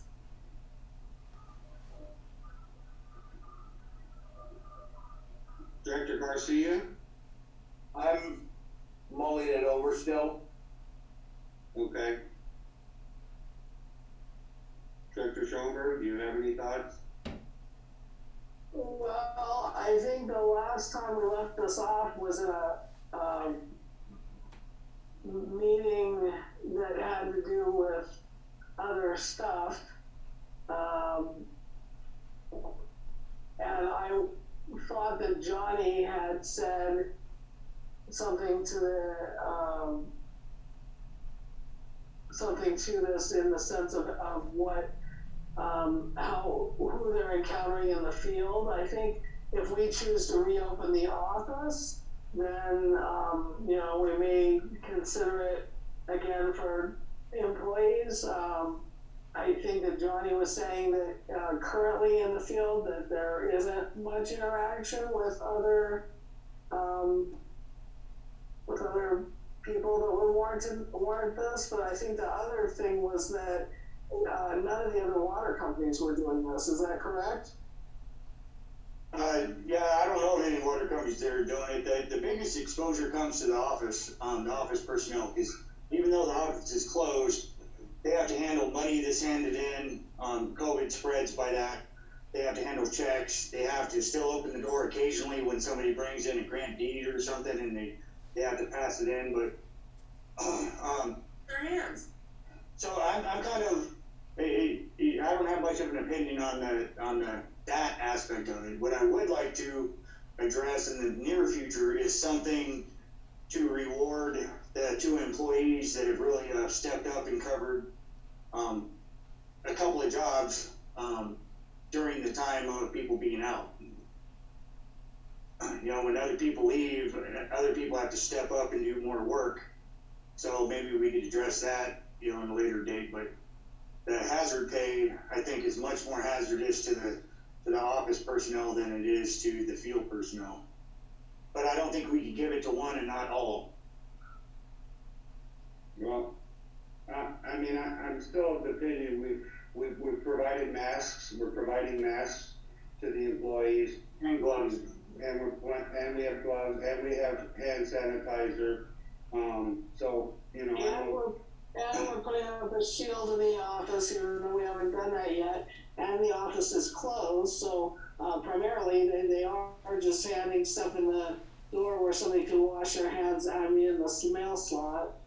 So I'm not sure, but I mean, I think we've put in place a lot of COVID stuff, but I think we're, you know, since I'm a member of the ad hoc to the budget, we've really decreased our money in a lot of our money that we bring in, our income has decreased substantially in a number of places, and so I think that we may, I don't know, I would have to like crunch all the numbers and everything, but I also think that it's a kind of a problem if none of the other water companies that are public utility districts are doing this, then we're setting a precedent for the other companies as well, because we're kind of all in this together. So I don't think we did enough research to find out if any of them are. I would recommend you guys just voting on it so we could just take it off of the agenda. Well, we can take it off the agenda without voting on it. Oh, okay. Yeah. So I move that we take number 17, discussion vote on hazard pay for the employees, off of the agenda. Do I hear a second? Second that. Okay, Director Kelly has seconded it. Roll call of directors. Can I make a friendly amendment to that? Yes. Unless at such point when we find out that there's a precedent set for this and that we want to reconsider consider it, so I'd like to drop it off the agenda for now, because I just don't think we have enough information, and it's gonna keep coming up, and we're either gonna have to table it or whatever, so I think that, I would just like to add to the motion that should there be something, you know, some new information, that we, you know, bring it back on. Do you accept that friendly amendment, Director Gibson? I accept that. Do you, Director Kelly? I'll accept that. All right, roll call of directors. Director Garcia, Aye. Director Gibson, Aye. Director Kelly, Aye. Director Nyman's an aye. Director Schoenberg. Aye. Okay, motion carried, 5-0-0. All right, on to 18, discussion vote on CSDA Board Secretary Clerk Conference. That's me. Can you hear me? Having it? Can you hear me? Yeah, go ahead, Tiffany. Okay, this is the annual conference you send me to answer Becky's questions. So far, the answer is yes. They're doing making some changes. They're splitting the conference in half and having the first part go 2 days, and then the second part of the attendance go the next 2 days. Right now, they do still plan on having the conference. It's in Anaheim, so it's a lot shorter and then a lot less costlier as far as like any gas and travel. And then the other part of it is I have already been approved for a full scholarship for the conference fees. For a full scholarship? Yeah, I already was approved for the full scholarship. That'll cover like I think it's like $600 or $700 for the conference fee. Okay. All right. I didn't hear part of, chunk of that. She said that the conference was going to be split up between participants for a couple days. It's going to be less time and it's going to be less costly as far as travel and expenses, and that she also has a full scholarship. Did I say that correctly, Tiffany? Yeah, and I did want to add one more quick thing. So with the scholarships, they have us pay the fee up front, and as soon as I actually attend, then they send the reimbursement check back like they've done before. Yeah. And then if they do end up canceling it, then they'll just refund that way too. Okay. I'm sorry, can I ask a couple more questions? Sure, Director Schoenberg. You probably said this, but where is this happening and when? It's Anaheim, and It's probably in our paperwork, but I'm not finding it. It's in Anaheim, and it's the last week in October, so like the 27th and 28th or somewhere right in there. So it's something where you can drive and you don't have to fly or... Oh yeah, it's not that far. Okay. I'll make a motion. Okay, I entertain a motion. Director Garcia? I move that we approve, the CSDA Board Secretary Clerk Conference for, our, Tiffany to attend. Okay, do I hear a second? I'll second it. Okay, Director. I have a friendly amendment. Go ahead, Director Schoenberg. Are you rolling your eyes, Director Nyman? No, not at all. Go ahead. I have a friendly amendment. Thank you.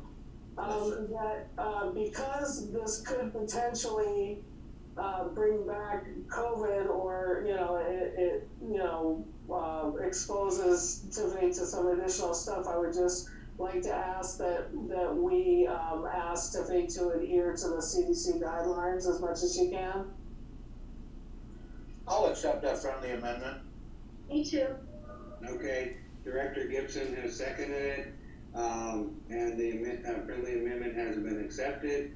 Roll call of directors. Director Garcia. Aye. Director Gibson. Aye. Director Kelly. No. Okay, Director Nyman is an aye. Director Schoenberg. Aye. Okay, 401, one no. Okay, motion carried. On to 19. Discussion vote on, resolution FP 2020-709-01, authorizing Kerr County to act as the agent in the collection of taxes.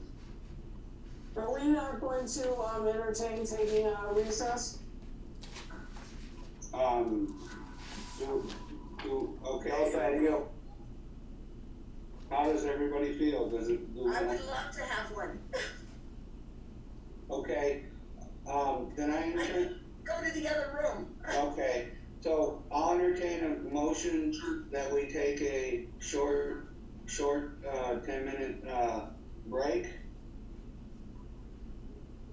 with somebody, I'll move that we take a 10-minute break. okay, can I get a second? I'll second that. Okay, roll call, Director Schoenberg has seconded, roll call of directors, Director Garcia, No. Director Gibson, No, okay, Director Kelly, Yes. Director Nyman's and I, Director Schoenberg, Bye, I need to use a wheelchair. okay, 302, motion carried. We'll have a short break, just your restroom break or whatever, and come right back. And then we can restart when people are ready. Try to make it less than 10 minutes. Yes. And I'm gonna leave Zoom for just a minute and go back on because I'm running out of,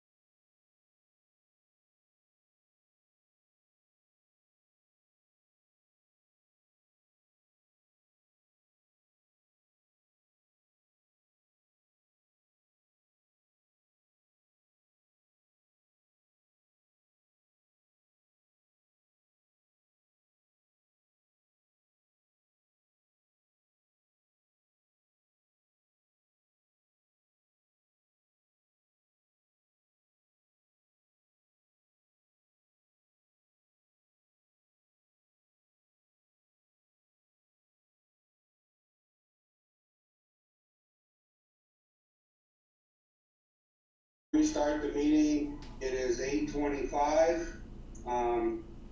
So we are back in the meeting, okay? So we're now on to discussion vote on resolution FP 2020-709-01, authorizing Kern County to act as the agent in the collection of taxes. Is Lisa? Oh yeah, Lisa's on. Sorry. Yeah, Lisa's back. Oh. So where is that resolution? It's, basically the same resolution we vote on every year. Okay. So I entertain a motion that we, pass this resolution. I'll make that motion. Okay, do I hear a second? I'll second it. Okay, Director Gibson has seconded it. Roll call on directors. Director Garcia. Aye. Director Gibson. Aye. Director Kelly. Unmute yourself. Unmute yourself. Aye. Okay, Director Nyman is an aye. Director Schoenberg. Sorry, I didn't have time to ask. I just wanted to ask Tiffany, nothing's changed on this, correct? Correct, nothing changed, just the dates. Okay, aye. Okay, motion carried 5-0-0.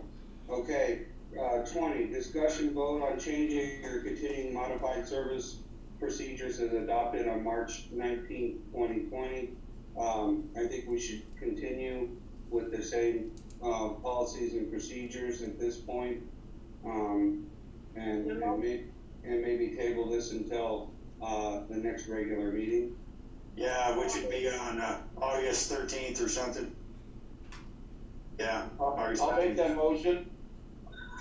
Either Okay, do, I would say, continuing with modified services and procedures until the next regular meeting, we can bring it back up again. okay, do I hear a second? I'll I'll second second that. it. Okay, Director Schoenberg has seconded it. Roll call of directors. Director Garcia. Aye. Director Gibson. Aye. Director Kelly. Aye. Director Nyman's an aye. Director Schoenberg. Aye. Okay, 5-0-0, motion passed. Okay, on to 21, review and approve meeting minutes for 6/11/2020. I reviewed them. The only thing that I had a question on was Johnny. Yeah. It said there were 2 large leaks. One says Julin and Manita. What was, I think that should be something else. It should have been Julin Trail and Manita. Julin is Julin? Yeah, it's down at it's at the end of, it's the cross street from, Irvine. I didn't know it was a street. It just looks strange to me because I know most streets and I didn't know Me that. too, Brahma. It's a very short trail. Okay, It's not Julianne, it's Julin. It's Julin, Julin. Huh? And it okay. Elliott Trail to Irvine Trail. Good job, Tiffany. Because I wouldn't have gotten that. So, I don't know if anybody else had any other corrections that they saw, but it looked good to me. I'll move we pass these minutes with a possibility of any changes or corrections that we may have. Well, you can't move because you were absent. Oh. It has to be either Director Kelly or Thank you. Director Schoenberg. And I did not read them, I'm gonna be abstaining. Well, then you can't pass the minutes. Yeah, you can, it was only, you're saying You there was. can't get, Gibson arrived at the, yeah, At the okay. end, yes. Yeah, so she can still vote for it. Okay, I'd entertain a motion. I'll move that we, approve the minutes for Thursday, June 11th, 2020, with, the exception of any typos and corrections that were mentioned. Okay, do I hear a second? I'll second it. Okay, roll call of directors. Director Garcia. Abstain. Okay, Director Gibson. Aye. Director Kelly. Aye. Director Nyman is an aye. Director Schoenberg. Agree. Okay, 2 abstentions, motion carried. Okay, on to, the regular planning minutes for Thursday, June 25th, 2020. I did not find any errors in here. Did anybody else?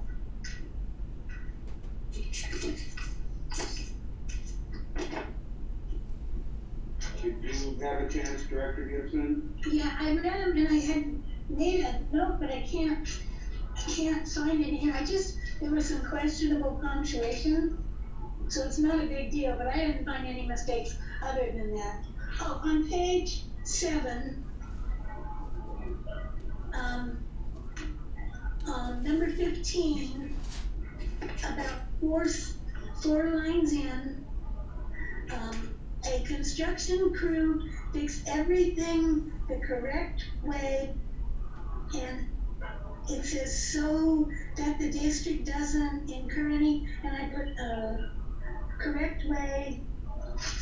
I can't read my writing, so.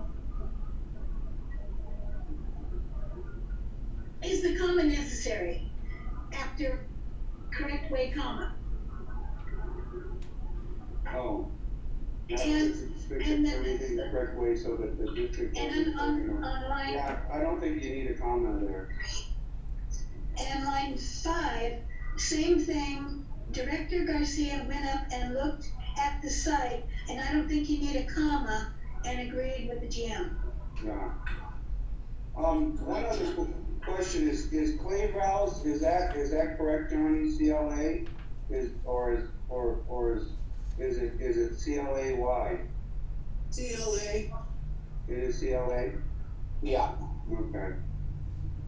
So I will move that we accept the minutes for the meeting on June 25th, 2020, with the correction I mentioned and any typos or other corrections that we missed.